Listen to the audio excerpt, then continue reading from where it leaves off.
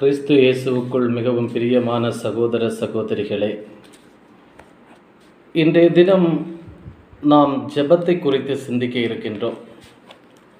இன்றைக்கு ஜெபம் என்பது நம்முடைய வாழ்க்கையிலே மிகவும் தேவையான ஒன்றாகிவிட்டது. கிறிஸ்தவர்கள் என்றாலே நாம் ஜெபிக்கக்கூடியவர்களாகத்தான் இருக்கின்றோம். ஜெபிக்காத கிறிஸ்தவர்களே இல்லை என்று தான் சொல்லலாம். அந்த அளவுக்கு இன்று கிறிஸ்தவர்களுடைய வாழ்க்கையிலே ஜெபம் என்பது முக்கியமானதாக, இன்றியமையாததாக இருந்து கொண்டிருக்கின்றது. விவிலியத்தை நாம் புரட்டி பார்க்கும் பொழுது விவிலியத்தினுடைய பழைய ஏற்பாட்டு பகுதிகளும் ஜெபத்தை பற்றி தான் எடுத்துரைக்கின்றன. புதிய ஏற்பாட்டு பகுதிகளும் ஜெபத்தை பற்றி தான் எடுத்துரைக்கின்றன. ஆண்டவராகிய இயேசு கிறிஸ்து இந்த உலகிலே வாழும் பொழுது கூட நாம் எப்படி ஜெபிக்க வேண்டும், எதற்காக ஜெபிக்க வேண்டும், ஏன் ஜெபிக்க வேண்டும் என்று கற்றுக் கொடுத்தார். ஆகவே இந்த ஜெபத்தை பற்றி நாம் சிந்திக்கும் போது இந்த ஜெபத்திலே 3 வகையான கருத்துக்களை நாம் சிந்திக்க வேண்டியிருக்கின்றது. இந்த ஜெபம் என்று வரும் பொழுது முதலாவது நம் மத்தியில் வரக்கூடிய கொஸ்டின், ஏன் ஜெபிக்க வேண்டும்? இரண்டாவது, எதற்காக ஜெபிக்க வேண்டும்? மூன்றாவது, எப்படி ஜெபிக்க வேண்டும்? இந்த 3ஐயும் பற்றி நாம் தெளிவாக புரிந்து கொண்டோம் என்றால் ஜெபத்திலே நாம் முழுமை அடைவோம். கடவுளை நோக்கி, இறை தந்தையை நோக்கி எவ்வாறு ஜெபிக்க வேண்டும் என்பதை முழுமையாக நாம் தெரிந்து கொண்டு ஜெப வீரர்களாய் நாம் மாறிவிடுவோம். மன்றாடுவதிலே கை தேர்ந்தவர்களாக நாம் மாறிவிடுவோம். ஆகவே தான் ஜெபத்தை பற்றி இன்று சிந்திக்க நாம் அழைக்கப்பட்டிருக்கின்றோம். இப்போ ஜெபம் பற்றி சிந்திக்கும் பொழுது ஏன் ஜெபிக்க வேண்டும், எதற்காக ஜெபிக்க வேண்டும், எப்படி ஜெபிக்க வேண்டும், இந்த 3 கோணங்களிலே நம்முடைய பார்வை இருக்க வேண்டும். இதில் இன்றைய தினம் நாம் எப்படி ஜெபிக்க வேண்டும் என்பதை கற்றுக்கொள்ள வேண்டும். ஏனென்றால் அந்த ஜெபத்தினுடைய வரைமுறை நமக்கு தெரிந்திருக்க வேண்டும். அநேக பேர் ஜெபிக்கின்றார்கள், பெரும்பாலானோர் எப்படி ஜெபிப்பது என்று தெரியாமலே இன்று ஜெபித்துக் கொண்டிருக்கின்றார்கள். கடவுள் முன்னிலையில் வருகின்றார்கள், கடவுள் முன்னிலையில் நின்று கொண்டு தங்களுக்கு பிடித்தமான வார்த்தைகளிலே கடவுளை நோக்கி தன்னுடைய விண்ணப்பத்தை மட்டும் வைக்கின்றார்கள். நிறைவேற்றி தாருமப்பா எங்கள் விண்ணப்பத்தை என்று சொல்லி கொண்டு போய்விடுகின்றார்கள். அவர்களுக்கு கடவுளை நோக்கி எப்படி விண்ணப்பம் செய்வது என்று முறையாக தெரியவில்லை. ஆகவே தான் இன்றைக்கு ஜெபம் என்பது எப்படி செய்வது என்று தெரியாமல் பெரும்பாலானவர்கள் ஜெபித்துக் கொண்டிருக்கின்றார்கள். ஆனால் எப்படி ஜெபிக்க வேண்டும் என்று விவிலியம் நமக்கு அழகாக கற்றுத்தருகின்றது. விவிலியத்தினுடைய பழைய ஏற்பாட்டு பகுதிகளை, புதிய ஏற்பாட்டு பகுதிகளை நீங்கள் புரட்டி பாருங்கள். இப்போ பழைய ஏற்பாட்டு பகுதிகளும் எப்படி ஜெபிக்க வேண்டும் என்பதை நமக்கு கற்றுத்தருகின்றது. புதிய ஏற்பாட்டு பகுதிகளும் எப்படி ஜெபிக்க வேண்டும் என்பதை நமக்கு கற்றுத்தந்து கொண்டே இருக்கின்றது. இந்த வசனத்தின் அடிப்படையிலே நாம் இன்றைக்கு சிந்திக்க இருக்கின்றோம். ஏனென்றால் இன்றைக்கு நாம் உலகிலே ஒரு செயலை செய்கின்றோம் என்றால் அந்த செயலை இப்படித்தான் செய்ய வேண்டும் என்று அதற்கு ஒரு வரைமுறை வைத்திருக்கின்றோம், ஒரு செயல்முறை வைத்திருக்கின்றோம். இப்போ உலகப்போக்கான காரியங்களுக்கு ஒரு செயல்முறை வைத்திருக்கின்றோம் என்றால், இப்படித்தான் அதை செய்ய வேண்டும் என்று ஒரு வரைமுறை வைத்திருக்கின்றோம் என்றால், எல்லாவற்றையும் நமக்கு அருளுகின்ற, நம்ம இந்த உலகிலே படைத்து வாழ வைத்து கொண்டிருக்கக்கூடிய இந்த எல்லாம் வல்ல கடவுளை நோக்கி நாம் ஜெபிக்கும் பொழுது எப்படி ஜெபிக்க வேண்டும் என்பதை நாம் தெரிந்திருக்க வேண்டாமா? அதனுடைய வரைமுறையை நாம் கற்றுக்கொள்ள வேண்டாமா? அந்த வரைமுறையின் அடிப்படையில், அந்த செயல்முறையின் அடிப்படையில் நாம் ஜெபிக்க வேண்டும் என்பதை நாம் உணர்ந்து கொள்ள வேண்டாமா? ஆகவே தான் எப்படி ஜெபிக்க வேண்டும், ஜெபிப்பதற்கான வரைமுறை என்ன, ஜெபிப்பதனுடைய செயல்முறை என்ன என்பதைத்தான் நாம் இன்றைக்கு சிந்திக்க இருக்கின்றோம். அன்புக்குரியவர்களே, ஜெபத்தை ஆரம்பிக்கும் பொழுது எப்படி ஆரம்பிக்க வேண்டும், அதுதான் முதலாவது. இப்போ ஜெபத்தை நாம் ஆரம்பிக்கும் போது கடவுளை துதித்து, கடவுளை புகழ்ந்து நாம் ஜெபத்தை ஆரம்பிக்க வேண்டும். இதைத்தான் விவிலியம் நமக்கு கற்றுத்தருகின்றது. இப்போ ஒரு ஜெபத்தை நாம் கடவுள் முன்னிலையில் நின்று மன்றாடும் பொழுது, ஜெபிக்கும் பொழுது, முதலாவது நாம் ஜெபத்தை எப்படி ஆரம்பிக்க வேண்டும் என்றால் கடவுளை துதித்து விட்டு ஆரம்பிக்க வேண்டும். கடவுளை புகழ்ந்து பாடி, கடவுள் நாமத்தை புகழ்ந்து, கடவுளை துதித்து நாம் நம்முடைய ஜெபத்தை ஆரம்பிக்க வேண்டும். இரண்டாவதாக கடவுளுக்கு நாம் நன்றி கூற வேண்டும். முதலில் கடவுளை துதிக்க வேண்டும். கடவுளை துதித்து முடித்தவுடன் நாம் கடவுளுக்கு நன்றி கூற வேண்டும். அவர் செய்த எல்லா நன்மைகளுக்காகவும், அவர் நம்முடைய வாழ்க்கையிலே செய்த அற்புதங்களுக்காக, அதிசயங்களுக்காக, அவர் செய்த வல்ல செயல்களுக்காக நாம் நன்றி கூற வேண்டும். அதற்கு அடுத்தபடியாக நம்முடைய பாவங்களை அறிக்கையிட்டு விட்டுவிட வேண்டும். ஒவ்வொரு நாளும் நாம் வாழ்க்கையிலே தவறுகளை செய்கின்றோம், பாவங்களை செய்கின்றோம். பாவம் செய்யாத மனிதரே இந்த உலகிலே கிடையாது. ஆகவே ஒவ்வொரு ஜெபத்திலும் நம்முடைய பாவங்களை நாம் அறிக்கையிட வேண்டும், கடவுளிடத்திலே அதை விட்டுவிட வேண்டும். அதற்கு அடுத்தபடியாக பாவங்களை அறிக்கையிட்ட பிறகு நாம் நம்முடைய விண்ணப்பங்களை தேவ சன்னதியிலே, இறை சமூகத்திலே சமர்ப்பிக்க வேண்டும். இதுதான் ஜெபத்தினுடைய வரைமுறை. விண்ணப்பங்களை சமர்ப்பித்த பிறகு ஆண்டவராகிய இயேசு கிறிஸ்துவின் நாமத்தினால் இவற்றை நான் கேட்கிறேன் என்று நம் மீட்பரும் ஆண்டவருமாகிய இயேசு கிறிஸ்து வழியாக அந்த ஜெபத்தை இறை தந்தையிடம் சமர்ப்பிக்க வேண்டும். அப்பொழுது நம்முடைய ஜெபம் முழுமை அடையும், முழுமை பெறும். இதுதான் நாம் ஜெபம் செய்ய வேண்டிய வழிமுறை. இதைத்தான் விவிலியம் அழகாக நமக்கு கற்றுத்தருகின்றது. ஆகவே ஒரு ஜெபத்தை நாம் செய்யும் பொழுது எப்படி ஜெபிக்க வேண்டும் என்றால், முதலில் கடவுளை துதிக்க வேண்டும். துதித்தல் என்பது வெறும் பாடல் மட்டுமல்ல, துதி. கடவுளை துதிப்பதற்கு விவிலியம் நமக்கு வார்த்தைகளால் கற்றுத்தந்திருக்கின்றது. அந்த வழியிலே நாம் கடவுளை முதலில் துதிக்க வேண்டும். இரண்டாவது, கடவுளுக்கு நன்றி செலுத்த வேண்டும். அவர் செய்த எல்லா நன்மைகளுக்கும், அவர் செய்த அற்புதங்கள், அதிசயங்களுக்கு, கொடுத்த சுகத்திற்காக நாம் நன்றி செலுத்த வேண்டும். மூன்றாவது, நம்முடைய பாவங்களை கடவுள் பாதத்திலே அறிக்கையிட்டு, கடவுள் சந்நிதியிலே அறிக்கையிட்டு அவற்றை நாம் விட்டுவிட வேண்டும். நான்காவதாக, நம்முடைய விண்ணப்பங்களை தேவ சமூகத்திலே, இறை சமூகத்திலே எடுத்து வைக்க வேண்டும். ஐந்தாவதாய், நம் மீட்பெரும் ஆண்டவருமாய் இயேசு கிறிஸ்து வழியாக அந்த விண்ணப்பங்களை தேவனிடத்திலே சமர்ப்பிக்க வேண்டும். அப்பொழுது நம்முடைய விண்ணப்பம் நிறைவு பெறும், நம்முடைய ஜெபம் நிறைவு பெறும், முழுமையடையும். இதுதான் உண்மையான ஜெபம் என்பதை விவிலியம் நமக்கு கற்றுத்தருகின்றது. அன்புக்குரியவர்களே, இன்றைக்கு விவிலியம் சொல்லுகின்ற இறையடியார்கள் எப்படி ஜெபித்தார்கள் என்பதை நாம் வசனங்கள் அடிப்படையிலே சிந்திக்க இருக்கின்றோம். அப்பொழுது இந்த விவிலியம் நமக்கு எப்படி ஜெபிக்க வேண்டும் என்பதை அழகாக கற்றுத்தரும். இன்றைக்கு பழைய ஏற்பாட்டிலே நாம் முதலாவது இந்த ஜெபத்தை பற்றி பார்ப்போம்.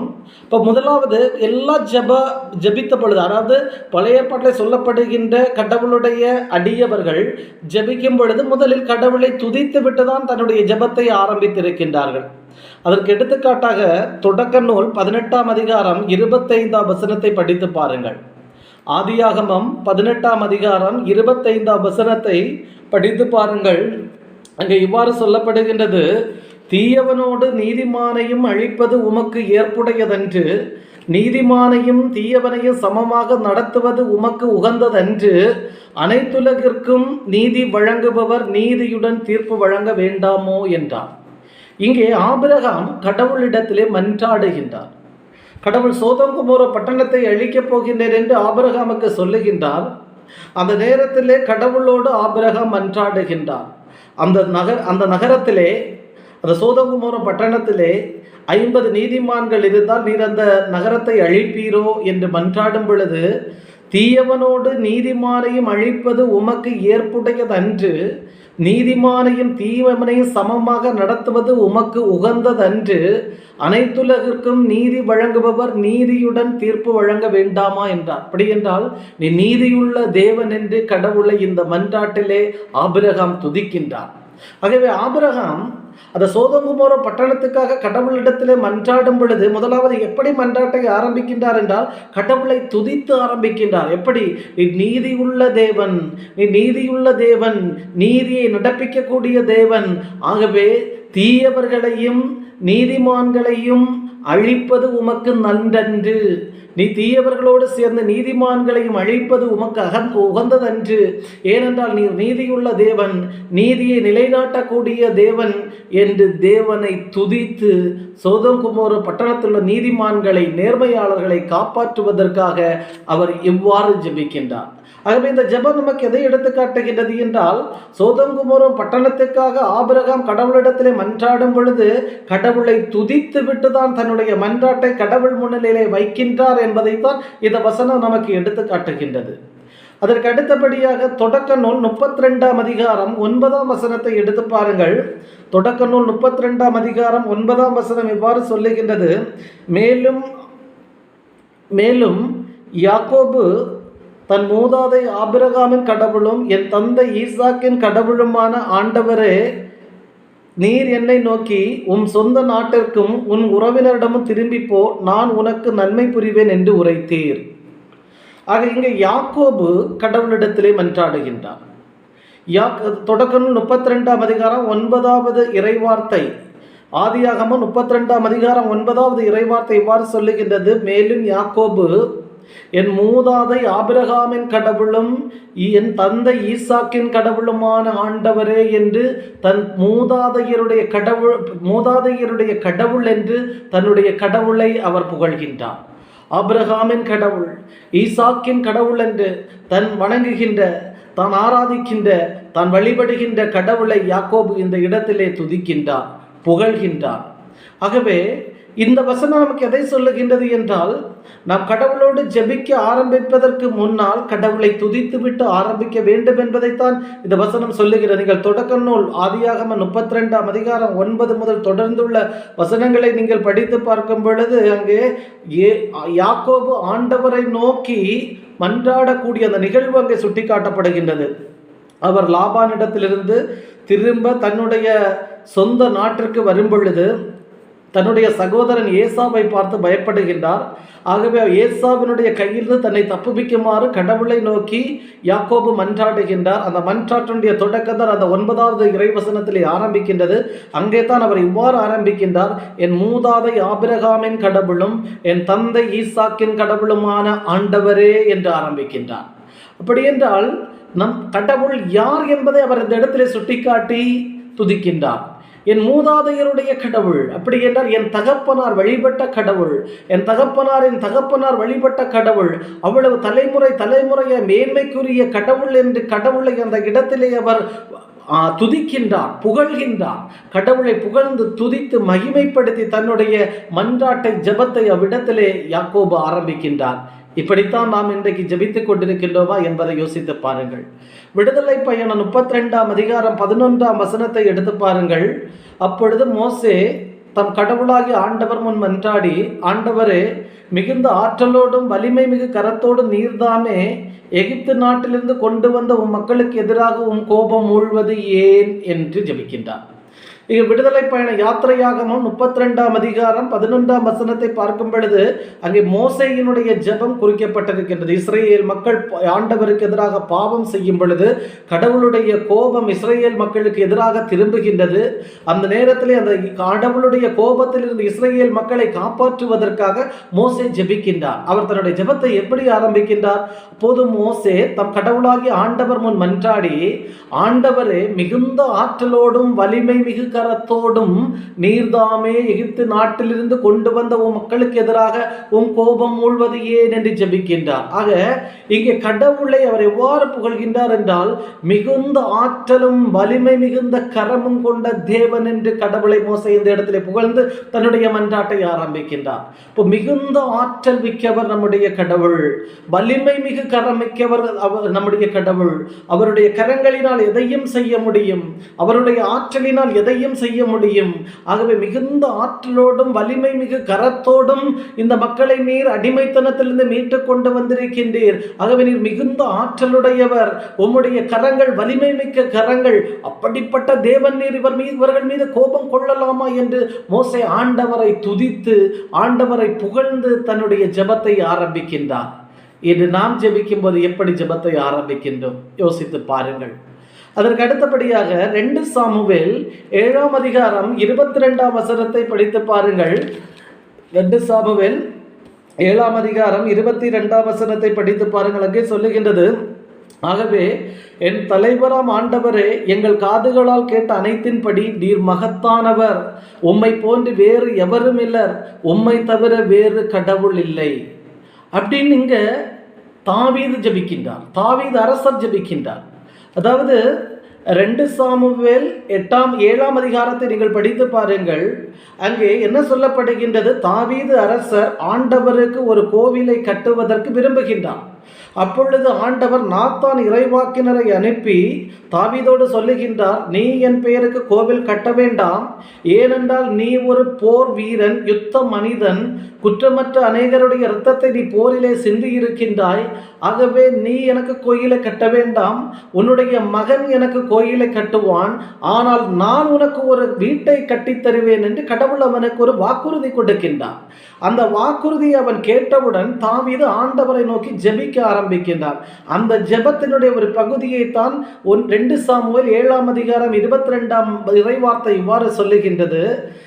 ஆகவே என் தலைவராம் ஆண்டவரே, எங்கள் காதுகளால் கேட்ட அனைத்தின்படி நீர் மகத்தானவர், உம்மை போன்று வேறு எவரும் இல்லை, உம்மை தவிர வேறு கடவுள் இல்லை என்று கடவுளை புகழ்கின்றார், கடவுளை துதிக்கின்றார். ஆகவே தாவீது தன்னுடைய மன்றாட்டை கடவுள் முன்னிலையில் எடுத்து செல்லும் பொழுது அவர் என்ன சொல்லுகின்றார்? நான் அறிந்ததின்படி, என் காதுகள் கேட்டபடி, என் சிறு வயதிலிருந்து நான் அரசனாய் வீற்றிருக்கக்கூடிய இந்த நாள் வரை என் நாட்டிலே நான் சொல்ல கேட்டபடி, இந்த உலகத்திலே நான் சொல்ல கேட்டபடி நீர் மகத்தானவர், உம்மை போன்று வேறு எவரும் இந்த உலகத்திலே இல்லை, உம்மை தவிர வேறு கடவுளை இந்த உலகத்திலே இல்லை என்று கடவுளை புகழ்ந்து கடவுளை துதித்து தன்னுடைய மன்றாட்டை எடுத்து முன்வைக்கின்றார். அதற்கு அடுத்தபடியாக 1 அரசர்கள் 8ஆம் அதிகாரம் 23ஆம் வசனத்தை எடுத்து பாருங்கள். 1 அரசர்கள் 8ஆம் அதிகாரம் 23ஆம் வசனம் இவ்வாறு சொல்லுகின்றது. அவர் மன்றாடியது, இஸ்ரேலின் கடவுளாகிய ஆண்டவரே, மேலே விண்ணுலகிலும் கீழே மண்ணுலகிலும் உம்மை போன்று வேறு கடவுள் யாரும் இல்லை, உமது முன்னிலையில் முழு உள்ளத்தோடும் உமக்கு கீழ்ப்படிந்து நடக்கும் உம்முடைய அடியார்க்கு உமது உடன்படிக்கையில் தவறாது பேரன்பு காட்டி வருகிறீர். இங்கே சாலமோனுடைய ஜெபம் ஆரம்பிக்கின்றது. நீங்கள் 1 அரசர்கள் 1 ராஜாக்கள் 8ஆம் அதிகாரம் 23ஆம் இறைவசனத்திலிருந்து படிக்க ஆரம்பிக்கும் பொழுது அங்கே சாலமோன் அரசர் தேவாலயத்தை, அதாவது கடவுளுடைய ஆலயத்தை கட்டி முடித்து அதை அர்ப்பணிக்கக்கூடிய அந்த நாளிலே ஆண்டவரை நோக்கி ஜெபிக்கின்றார். அந்த ஜெபத்தினுடைய துவக்கம்தான் அங்கே 1 அரசர்கள் 1 ராஜாக்கள் 8ஆம் அதிகாரம் 23ஆவது இறைவார்த்தையிலே சொல்லப்படுகின்றது. அவர் மன்றாடியது, எப்படி மன்றாட்டை துவங்குகிறார்? இஸ்ரேலின் கடவுளாகிய ஆண்டவரே, இஸ்ரேல் மக்களுடைய கடவுளாகிய ஆண்டவரே என்று கடவுளை துதித்து தன்னுடைய மன்றாட்டை ஆரம்பிக்கின்றார். மேலும் மேலே விண்ணுலகிலும் கீழே மண்ணுலகிலும் உம்மை போன்ற வேறு கடவுள் இல்லை, அப்படின்னா உமக்கு நிகரான எந்த கடவுளும் இந்த உலகில இல்லை என்று கடவுளை துதிக்கின்றார், புகழ்கின்றார். அதற்கு அடுத்தபடியாக உமது முன்னிலையில் முழு உள்ளத்தோடு உமக்கு கீழ்ப்படிந்து நடக்கும் உம்முடைய அடியார்க்கு தவறாது பேரன்பு காட்டி வருகின்றீர். அப்படி என்றால் அவரை கடவுளை முழுமையாக பின்பற்றுகின்றவர்களுக்கு அவர் தம்முடைய அன்பை தவறாமல் காட்டி வருகின்றார் என்று அவரை புகழ்கின்றார். எனவே சாலமோன் அரசர் ஒரு மிகப்பெரிய அரசர், ஒரு மிகப்பெரிய ஞானி, தன்னுடைய மன்றாட்டை ஆண்டவரை நோக்கி எழுப்பும் பொழுது அவரே எப்படி ஜெபிக்கின்றார்? கடவுளை புகழ்ந்து கடவுளை துதித்து ஜெபிக்கின்றார். எப்படி ஜெபிக்கின்றார்? என் இனத்தினுடைய ஆண்டவர், அதாவது இஸ்ரேல் மக்களுடைய கடவுளே, இஸ்ரேலினுடைய கடவுளே என்று கடவுளை புகழ்கின்றார். மேலே விண்ணுலகிலும் கீழே மண்ணுலகிலும் உமக்கு ஒப்பான வேறு கடவுள் இல்லை என்று கடவுளை புகழ்கின்றார். உம்மை முழு இருதயத்தோடு பின்பற்றுகின்ற உம்முடைய அடியவர்களுக்கு நீர் பேரன்பு காட்டி வருகின்றீர். நீர் அன்பு மிக்கவர், பேரன்பு மிக்கவர், உம்முடைய அன்பு அளவிட முடியாதது என்று கடவுளை புகழ்கின்றார். இப்படி கடவுளை புகழ்ந்துதான் சாலமோன் அரசர் தன்னுடைய மன்றாட்டை எழுப்புகின்றார். இதற்கு அடுத்தபடியாக மீண்டும் 1 அரசர்கள் 18ஆம் அதிகாரம் 36ஆம் வசனத்தை படித்து பார்க்கும் பொழுது இவ்வாறு சொல்லப்படுகின்றது. மாலை பலி செலுத்தும் நேரமாயிற்று. இறைவாக்கினர் எலியா பலிபீடத்தின் அருகில் வந்து, ஆபிரகாம், ஈசாக்கு, இஸ்ரேல் என்பவர்களின் கடவுளாகிய ஆண்டவரே, இஸ்ரேலின் கடவுளே நீரே என்றும் இவற்றையெல்லாம் நான் உம் வாக்கின்படியே செய்தேன் என்றும் இன்றி விளங்கச் செய்தருளும் அப்படின்னு எலியா ஜெபிக்கின்றார். இங்கே எலியா இறைவாக்கினர் ஜெபிக்கின்றார். எலியா இறைவாக்கினர் எவ்வளவு மிகப்பெரிய ஒரு இறைவாக்கினர், தீர்க்கதரிசி என்பது உங்கள் அனைவருக்குமே தெரியும். இப்போ அவர் கடவுளை நோக்கி ஜெபிக்கும் பொழுது எப்படி ஜெபிக்கிறார்? கடவுளை துதித்து விட்டு தான் அவரும் ஜெபிக்கின்றார். கடவுளை புகழ்ந்து தான் தன்னுடைய ஜெபத்தை ஆரம்பிக்கின்றார். 1 அரசர்கள் 1 ராஜாக்கள் 18ஆம் அதிகாரம் 36ஆம் இறைவார்த்தையை நீங்கள் படித்து பாருங்கள். அங்கே என்ன சொல்லப்படுகிறது? மாலை பலி செலுத்தும் நேரம் ஆயிற்று. அதாவது இங்கே பொய் இறைவாக்கினர்கள், கள்ள தீர்க்கதரிசிகள், உண்மையான இறைவாக்கினர், உண்மையான தீர்க்கதரிசி எலியா. அதுக்கப்புறம் அந்த பாகாலுக்கு குறி சொல்லக்கூடிய பொய் தீர்க்கதரிசிகள் என்று குறை தீர்க்கதரிசிகள் அந்த இஸ்ரேல் நாட்டில் இருக்கின்றார்கள். அவர்களை ஒரு பலிபீடத்தின் முன்னால் கொண்டு வந்து வைத்துவிட்டு எலியா என்ன சொல்லுகின்றார், நீங்கள் முதலில் இந்த பலிபீடத்தின் மேல் பலியிடுங்கள், ஆனால் நெருப்பு நீங்கள் மூட்டக்கூடாது. விண்ணக கடவுள், நீங்கள் கும்பிடுகின்ற கடவுள், நீங்கள் பெயர் சொல்லி அழைக்கின்ற கடவுள் இறங்கி வந்து அந்த பலியின் மீது நெருப்பை மூட்டி அதை தகன பலியாக்க வேண்டும், அந்த பலியை முழுமையாக எரித்து சாம்பலாக்க வேண்டும் என்று சொல்லுகின்றார். அந்த நேரத்திலே இஸ்ரேலினுடைய அந்த கள்ள தீர்க்கதரிசிகள் போலி இறைவாக்கினர்கள் அனைவருமே என்ன செய்கின்றார்கள், அவர்கள் கூப்பிடுகின்ற அந்த பாகால் என்னும் தெய்வத்தினுடைய பெயரை சொல்லி அழைக்கின்றார்கள். அழைத்து அவர்கள் என்ன செய்கின்றார்கள், அந்த பலியின் மீது நெருப்பு மூட்ட கூப்பிடுகின்றார்கள். அப்போ இது காலையிலிருந்து மாலை வரை தொடர்ந்து நடந்து கொண்டே இருக்கின்றது. ஆனால் மாலை வரை அவர்கள் கூப்பிட்ட குரலுக்கு, அவர்களுடைய மன்றாட்டுக்கு பதில் கிடைக்கவில்லை. அந்த பலிபீடத்தின் மீது இருந்த பலி பொருட்கள் அப்படியே இருந்தன, அங்கே நெருப்பு மூட்டப்படவில்லை. ஆனால் மாலை நேரம் ஆனவுடன் இவர் எலியா வருகின்றார். எலியா என்ன செய்கின்றார், தன்னுடைய பலி பொருட்களை பலிபீடத்தின் மீது வைக்கின்றார். வைத்துவிட்டு கடவுளை நோக்கி மன்றாடுகின்றார். அந்த பலி பொருட்களின் மீது நெருப்பை மூட்டுவதற்காக எலியா கடவுளை நோக்கி மன்றாடுகின்றார். ஒரு மிகப்பெரிய ஒரு இறைவாக்கினர், ஒரு மிகப்பெரிய தீர்க்கதரிசி, தான் ஜெபித்த பொழுது இஸ்ரேல் நாட்டிலே மழை பெய்யாமல் 3.5 ஆண்டுகள் மழையை அடைத்து வைத்திருந்த ஒரு மிகப்பெரிய இறைவாக்கினர், தீர்க்கதரிசி. அவர் ஜெபித்த பொழுது மழை மீண்டும் இஸ்ரேல் நாட்டிலே பெய்தது.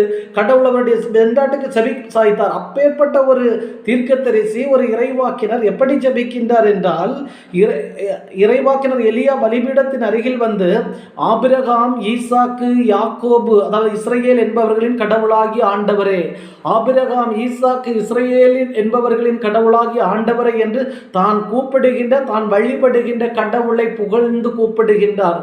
தான் வழிபடுகின்ற கடவுளை துதித்து அவர் கூப்பிடுகின்றார். மேலும் இஸ்ரேலின் கடவுளே நீரே என்றும், இவற்றையெல்லாம் உம் வாக்கின்படியே நான் செய்தேன் என்றும் இன்று விளங்க செய்தருளும் என்று கூப்பிடுகிறார். அப்படி என்றால் கடவுளை இந்த இடத்திலே அவர் என்ன செய்கிறார், மகிமைப்படுத்துகின்றார், துதிக்கின்றார், புகழ்கின்றார். எப்படி, தன்னுடைய மூதாதையரின் பெயரை சொல்லி, என்னுடைய மூதாதையரை வழிநடத்திய தேவன் நீர், அவர்களுடைய கடவுள் நீர் என்று அந்த இடத்திலே கடவுளுடைய பெயரை பறைசாற்றுகின்றார், கடவுளுடைய பெயரை துதிக்கின்றார், கடவுளுடைய பெயரை தன் மூதாதையரோடு இணைத்து அவர்களை வழிநடத்திய தேவன், அவர்களை பாதுகாத்த தேவன், அவர்களை ஆசீர்வதித்த தேவன் என்று அவர்களை அந்த இடத்தில் அறிக்கையிட்டு அவரை துதிக்கின்றார், புகழ்கின்றார். அதற்கு அடுத்தபடியாக, நீர்தான் இஸ்ரேலினுடைய கடவுள், எங்களுடைய கடவுள் நீர்தான் என்று விளங்கச் செய்யும் என்று அவரை துதிக்கின்றார், புகழ்கின்றார். இப்படி ஒரு மிகப்பெரிய இறைவாக்கினர் தீர்க்கதரிசி கூட கடவுளை நோக்கி ஜெபிக்க ஆரம்பிக்கும் பொழுது கடவுளை துதித்து விட்டுதான் அந்த ஜெபத்தை அவர் ஆரம்பித்திருக்கின்றார். அதற்கு அடுத்தபடியாக புதிய ஏற்பாட்டு பகுதியிலே பாருங்கள், மத்தேயு 26 அதிகாரம் 39 வசனத்திலே ஆண்டவராகிய இயேசு கிறிஸ்து ஜெபிக்கின்றார். தன்னுடைய சீடர்கள் 3 பேரை அழைத்து கொண்டு கெத்செமனே தோட்டத்திலே ஜெபிக்க சென்ற இயேசு சீடர்களை சற்று தொலைவிலே விட்டுவிட்டு சற்று அப்பால் சென்று அவர் ஜெபிக்கின்றார். அவர் ஜெபிக்கும் போது என்ன செய்கின்றார், மத்தேயு 26:39 இவ்வாறு சொல்லுகின்றது, பிறகு அவர் சற்று அப்பால் சென்று முகங்குப்புற விழுந்து, என் தந்தையே, முடிந்தால் இத்துன்பக் கிண்ணம் என்னை விட்டு அகலட்டும், ஆனாலும் என் விருப்பப்படியல்ல உம் விருப்பப்படியே நிகழட்டும் என்று கூறி இறைவனிடம் ஜெபித்தார். ஆகவே ஆண்டவராகிய இயேசு கிறிஸ்து யார் என்பது நம்ம எல்லோருக்குமே தெரியும். அவர் கடவுள். அவர் மனு உருவெடுத்து இந்த உலகுக்கு வந்தா கடவுள். ஆனால் அவர் என்ன பண்ணுகின்றார், ஜெபிக்கின்றார். அந்த கடைசி நேரத்திலே அவர் ஜெபிக்கின்றார். அவர் ஜெபிக்கும் போது எப்படி சொல்லுகின்றார், விண்ணக தந்தையை நோக்கி என் தந்தையே என்று கூப்பிடுகிறார். ஏன், ஒரு கடவுள் மனு உருவெடுத்து உலகிலே வந்திருக்கின்றார். அவர் தன் கடவுளை நோக்கி ஜெபிக்கும் பொழுது தந்தையே என்றோ அல்லது புகழ்ந்து விட்டோ என்று ஜெபிக்க வேண்டிய தேவையில்லை. ஆனால் நாம் ஜெபிக்கும் பொழுது இப்படித்தான் ஜெபத்தை ஆரம்பிக்க வேண்டும் என்பதற்காகத்தான் கடவுளை என் தந்தையே என்று புகழ்ந்து, என் தந்தையே என்று கடவுளை அழைத்து, அதன் மூலம் கடவுள் நாமத்தை அவர் மகிமைப்படுத்தி தன்னுடைய ஜெபத்தை ஆண்டவராகிய இயேசு கிறிஸ்து கூட ஆரம்பித்து நமக்கு வழிகாட்டியாகி தந்திருக்கின்றார். அதாவது, நீங்கள் தந்தையை நோக்கி ஜெபிக்கும் பொழுது, பிதாவாகிய கடவுளை நோக்கி ஜெபிக்கும் பொழுது அவரை துதித்து விட்டு, அவர் நாமத்தை மகிமைப்படுத்தி விட்டு, அவரை புகழ்ந்து விட்டு உங்களுடைய ஜெபத்தை ஆரம்பியுங்கள் என்றுதான் இந்த இடத்திலே ஆண்டவராகிய இயேசு கிறிஸ்து நமக்கு கற்றுத் தருகின்றார். ஆகவே விவிலியத்திலே நாம் பல பகுதிகளை புரட்டி பார்க்கும் பொழுது எல்லா இடங்களிலும் சொல்லப்படுகின்றது என்னவென்றால், கடவுளை துதித்து விட்டுதான் நாம் ஜெபத்தை ஆரம்பிக்க வேண்டும் என்பதைத்தான் ஒவ்வொரு ஜெபங்களும், விவிலியத்திலே சொல்லப்பட்டிருக்கக்கூடிய ஒவ்வொரு ஜெபங்களும் நமக்கு சுட்டி காட்டுகின்றன. எபேசியர் 1 முதல் 19 வரை உள்ள இறை வார்த்தைகளை நீங்கள் படித்து பார்க்கும் பொழுது அங்கேயும் பவுலினுடைய ஜெபம் இறைவேண்டல் சொல்லப்படுகின்றது. எபேசியருக்கு எழுதிய திருமுகம் 1 15 முதல் 19 வரை படித்து பாருங்கள். அங்கே பவுல் தன்னுடைய ஜெபத்தை ஆரம்பிக்கின்றார். 16ஆம் வசனத்தில் நான் படிக்கிறேன். நான் இறைவனிடம் வேண்டும் போது உங்களை நினைவு கூர்ந்து உங்களுக்காக நன்றி செலுத்த தவறுவதில்லை. நம் ஆண்டவராகிய இயேசு கிறிஸ்துவின் கடவுளும் மாட்சிமிகு தந்தையுமானவர் அவரை முழுமையாக நீங்கள் அறிந்து கொள்ளுமாறு ஞானமும் வெளிப்பாடும் தரும் தூய ஆவியை உங்களுக்கு அருள்வாராக. அதாவது 16, 17 இந்த இறை வார்த்தைகளை படிக்கும் பொழுது பவுல் எப்படி ஆரம்பிக்கின்றார்? நம் ஆண்டவராக இயேசு கிறிஸ்துவின் கடவுளும் மாட்சிமிகும் தந்தையுமானவர் என்று ஆரம்பிக்கின்றார். அந்த 17ஆம் வசனத்திலே தன்னுடைய ஜெபத்தை, தன்னுடைய இறைவேண்டலை தூய பவுல் ஆரம்பிக்கும் பொழுது எப்படி ஆரம்பிக்கின்றார்? நம் ஆண்டவராக இயேசு கிறிஸ்துவின் கடவுளும். ஏனென்றால் ஆண்டவராக இயேசு கிறிஸ்து ஜெபிக்கும் பொழுது எப்படி ஜெபிக்கின்றார்? தந்தையே என்று தன்னுடைய நாமத்தை, ஆண்டவருடைய நாமத்தை, கடவுளுடைய நாமத்தை மகிமைப்படுத்தி புகழ்ந்துவிட்டு ஜெபிக்கின்றார். ஆகவே தான் தூய பவுல் இங்கே ஜெபிக்கும் பொழுது எப்படி ஜெபிக்கின்றார்? நம் ஆண்டவராக இயேசு கிறிஸ்துவின் கடவுளும் மாட்சிமிகு தந்தையுமானவர் என்று கடவுளை புகழ்ந்து அவர் நாமத்தை துதித்து அவரை மகிமைப்படுத்தி தன்னுடைய ஜெபத்தை ஆரம்பிக்கின்றார். ஆகவே நம்முடைய ஜெபம் எப்படி இருக்க வேண்டும் என்றால், கடவுளை துதித்து விட்டு கடவுளை புகழ்ந்து விட்டு அவருடைய நாமத்தை மகிமைப்படுத்தி விட்டு ஆரம்பிக்கக்கூடிய ஜெபமாகத்தான் நம்முடைய ஜெபம் இருக்க வேண்டும். இன்னும் தானியேல் புஸ்தகம் 2ஆம் அதிகாரம் 20 முதல் 22 வரை நீங்கள் படித்து பாருங்கள். அங்கே தானியேலுடைய ஜெபம் சொல்லப்படுகின்றது. தானியேலுடைய மன்றாட்டு அந்த இடத்திலே குறிப்பிடப்படுகின்றது. தானியேல் 2ஆம் அதிகாரம் 20ஆம் வசனம் மற்றும் 21, 22 ஆகிய வசனங்களை படிக்கும் பொழுது அவர் கூறியது, கடவுளின் திருப்பெயர் என்றென்றும் வாழ்த்தப்படுவதாக. ஏனெனில் ஞானமும் வல்லமையும் அவருக்கே உரியன. காலங்களையும் பருவங்களையும் மாற்றுபவர் அவரே. அரசர்களை விலக்கி மாற்று அரசர்களை நிலைநிறுத்துபவர் அவரே. ஞானிகளுக்கு ஞானம் வழங்குபவர் அவரே. அறிவாளிகளுக்கு அறிவை அருள்பவர் அவரே. ஆழ்ந்த மறைப்பொருட்களை வெளிப்படுத்துபவர் அவரே. இருளில் உள்ளதை அறிபவர் அவரே. ஒளியும் வாழ்வது அவருடனே என்று கடவுளை மகிமைப்படுத்துகின்றார். இங்கே தானியேல் என்ன செய்கிறார்? தானியேல் 2ஆம் அதிகாரத்திலே இங்கே என்ன சொல்ல, தானியேலுடைய ஜெபம் இது, தானியேலுடைய மன்றாட்டு. ஏனென்றால் அரசர் ஒரு கனவு காணுகின்றார். அந்த அரசருடைய கனவையும் சொல்லி அதனுடைய பொருளையும் சொல்ல வேண்டும் என்று கடவுள் கட்டளையிடும் பொழுது அந்த நாட்டில் இருந்த மந்திரவாதிகளாலோ அல்லது மிகப்பெரிய ஞானிகளாலோ குறி சொல்பவர்களாலோ அரசருடைய கனவையும் சொல்லி அதன் பொருளையும் சொல்ல முடியவில்லை. ஆனால் தானியேல் கடவுளை நோக்கி ஜெபித்து அந்த கனவையும் கனவுடைய விளக்கத்தையும் கடவுளிடமிருந்து பெற்று இவர் என்ன செய்கிறார்? அரசனுக்கு சென்று சொல்லுகின்றார். இப்போ கடவுள் இவருக்கு வெளிப்படுத்தி கொடுத்த பிறகு இவர் கடவுளை நோக்கி மன்றாடுகின்றார். அப்படி மன்றாடும் பொழுது, அந்த மன்றாட்டை ஆரம்பிக்கும் பொழுது இவர் எப்படி ஜெபிக்க ஆரம்பிக்கின்றார்? கடவுளின் திருப்பெயர் என்றென்றும் வாழ்த்தப்படுவதாக. ஏனெனில் ஞானமும் வல்லமையும் அவருக்கே உரியன. காலங்களையும் பருவங்களையும் மாற்றுபவர் அவரே. அரசர்களை விலக்கி மாற்று அரசர்களை நிலைநிறுத்துபவர் அவரே. ஞானிகளுக்கு ஞானம் வழங்குபவர் அவரே. அறிவாளிகளுக்கு அறிவை அருள்பவர் அவரே. ஆழ்ந்த மறை பொருட்களை வெளிப்படுத்துபவர் அவரே. இருளில் உள்ளதை அறிபவர் அவரே. ஒளியும் வாழ்வது அவருடனே என்று கடவுள் என்னென்ன செயல்கள் செய்கின்றார் என்பதை சொல்லி சொல்லி அவரை மகிமைப்படுத்துகின்றார், அவரை புகழ்கின்றார், அவரை துதிக்கின்றார்.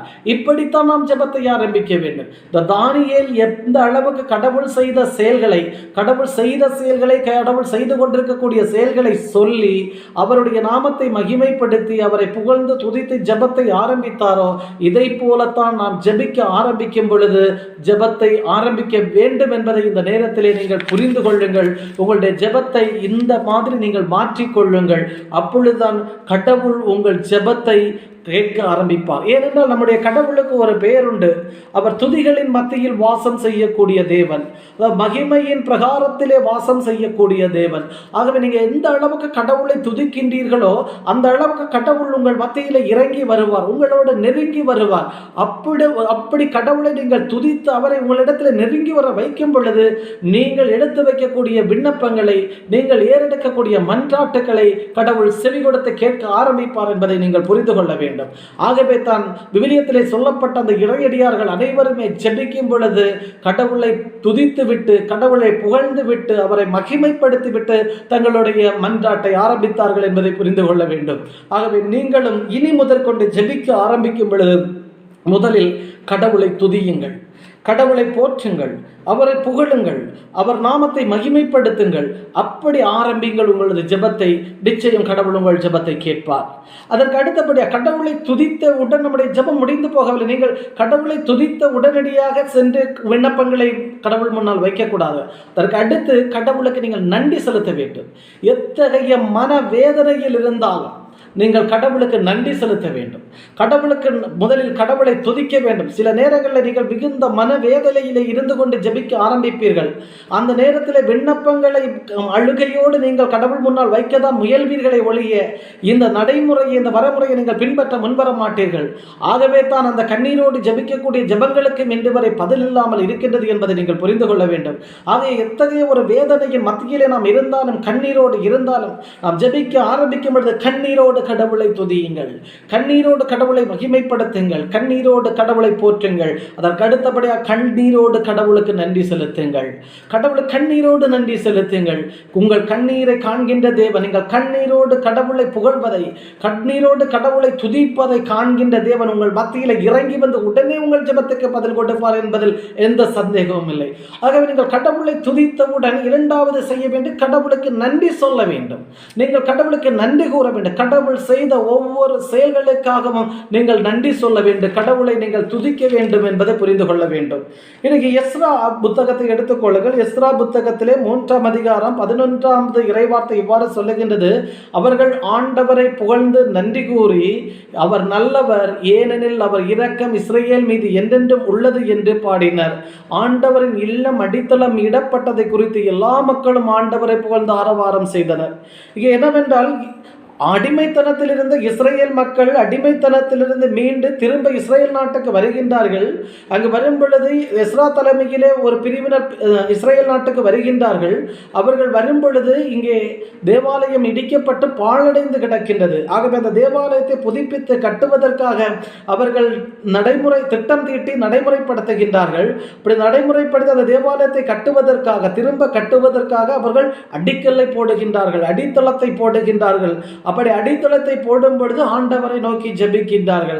அவர்கள் எப்படி ஜெபிக்கின்றார்கள்? அவர்கள் ஆண்டவரை புகழ்ந்து நன்றி கூறி. இப்போ முதலில் என்ன செய்கிறார்கள்? புகழ்கின்றார்கள், துதிக்கின்றார்கள். இரண்டாவது நன்றி கூறுகின்றார்கள்.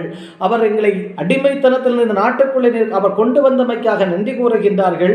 இந்த பாழடைந்து போன, இடிந்து சிதிலமடைந்து போன இந்த தேவாலயத்தை மீண்டும் புதுப்பித்து கட்டுவதற்கு அவர் இரக்கம் காட்டியதற்காக, அவருடைய இரக்கத்திற்காக நன்றி செலுத்துகின்றார்கள்.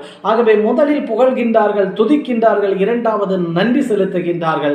ஆகவே நாம் கடவுளை ஜெபத்தை ஆரம்பிக்கும் போது கடவுளை துதிக்க வேண்டும் முதலில், இரண்டாவது அவருக்கு நன்றி செலுத்த வேண்டும். அவர் செய்த செயல்களுக்காக, அவர் செய்து கொண்டிருக்கக்கூடிய செயல்களுக்காக நாம் நன்றி செலுத்த வேண்டும்.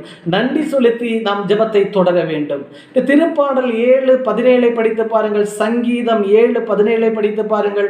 ஆண்டவர் வழங்கிய நீதிக்காக அவருக்கு நன்றி கூறுவேன், உன்னதரான ஆண்டவரின் பெயரை போற்றி பாடுவேன் என்று சங்கீதக்காரன் தாவீது அந்த இடத்தில் குறிப்பிடுகின்றார். சங்கீதம் 7:17, திருப்பாடல் 7:17 என்றால் அது ஒரு இறைவேண்டல், நீதிக்கான இறைவேண்டல்.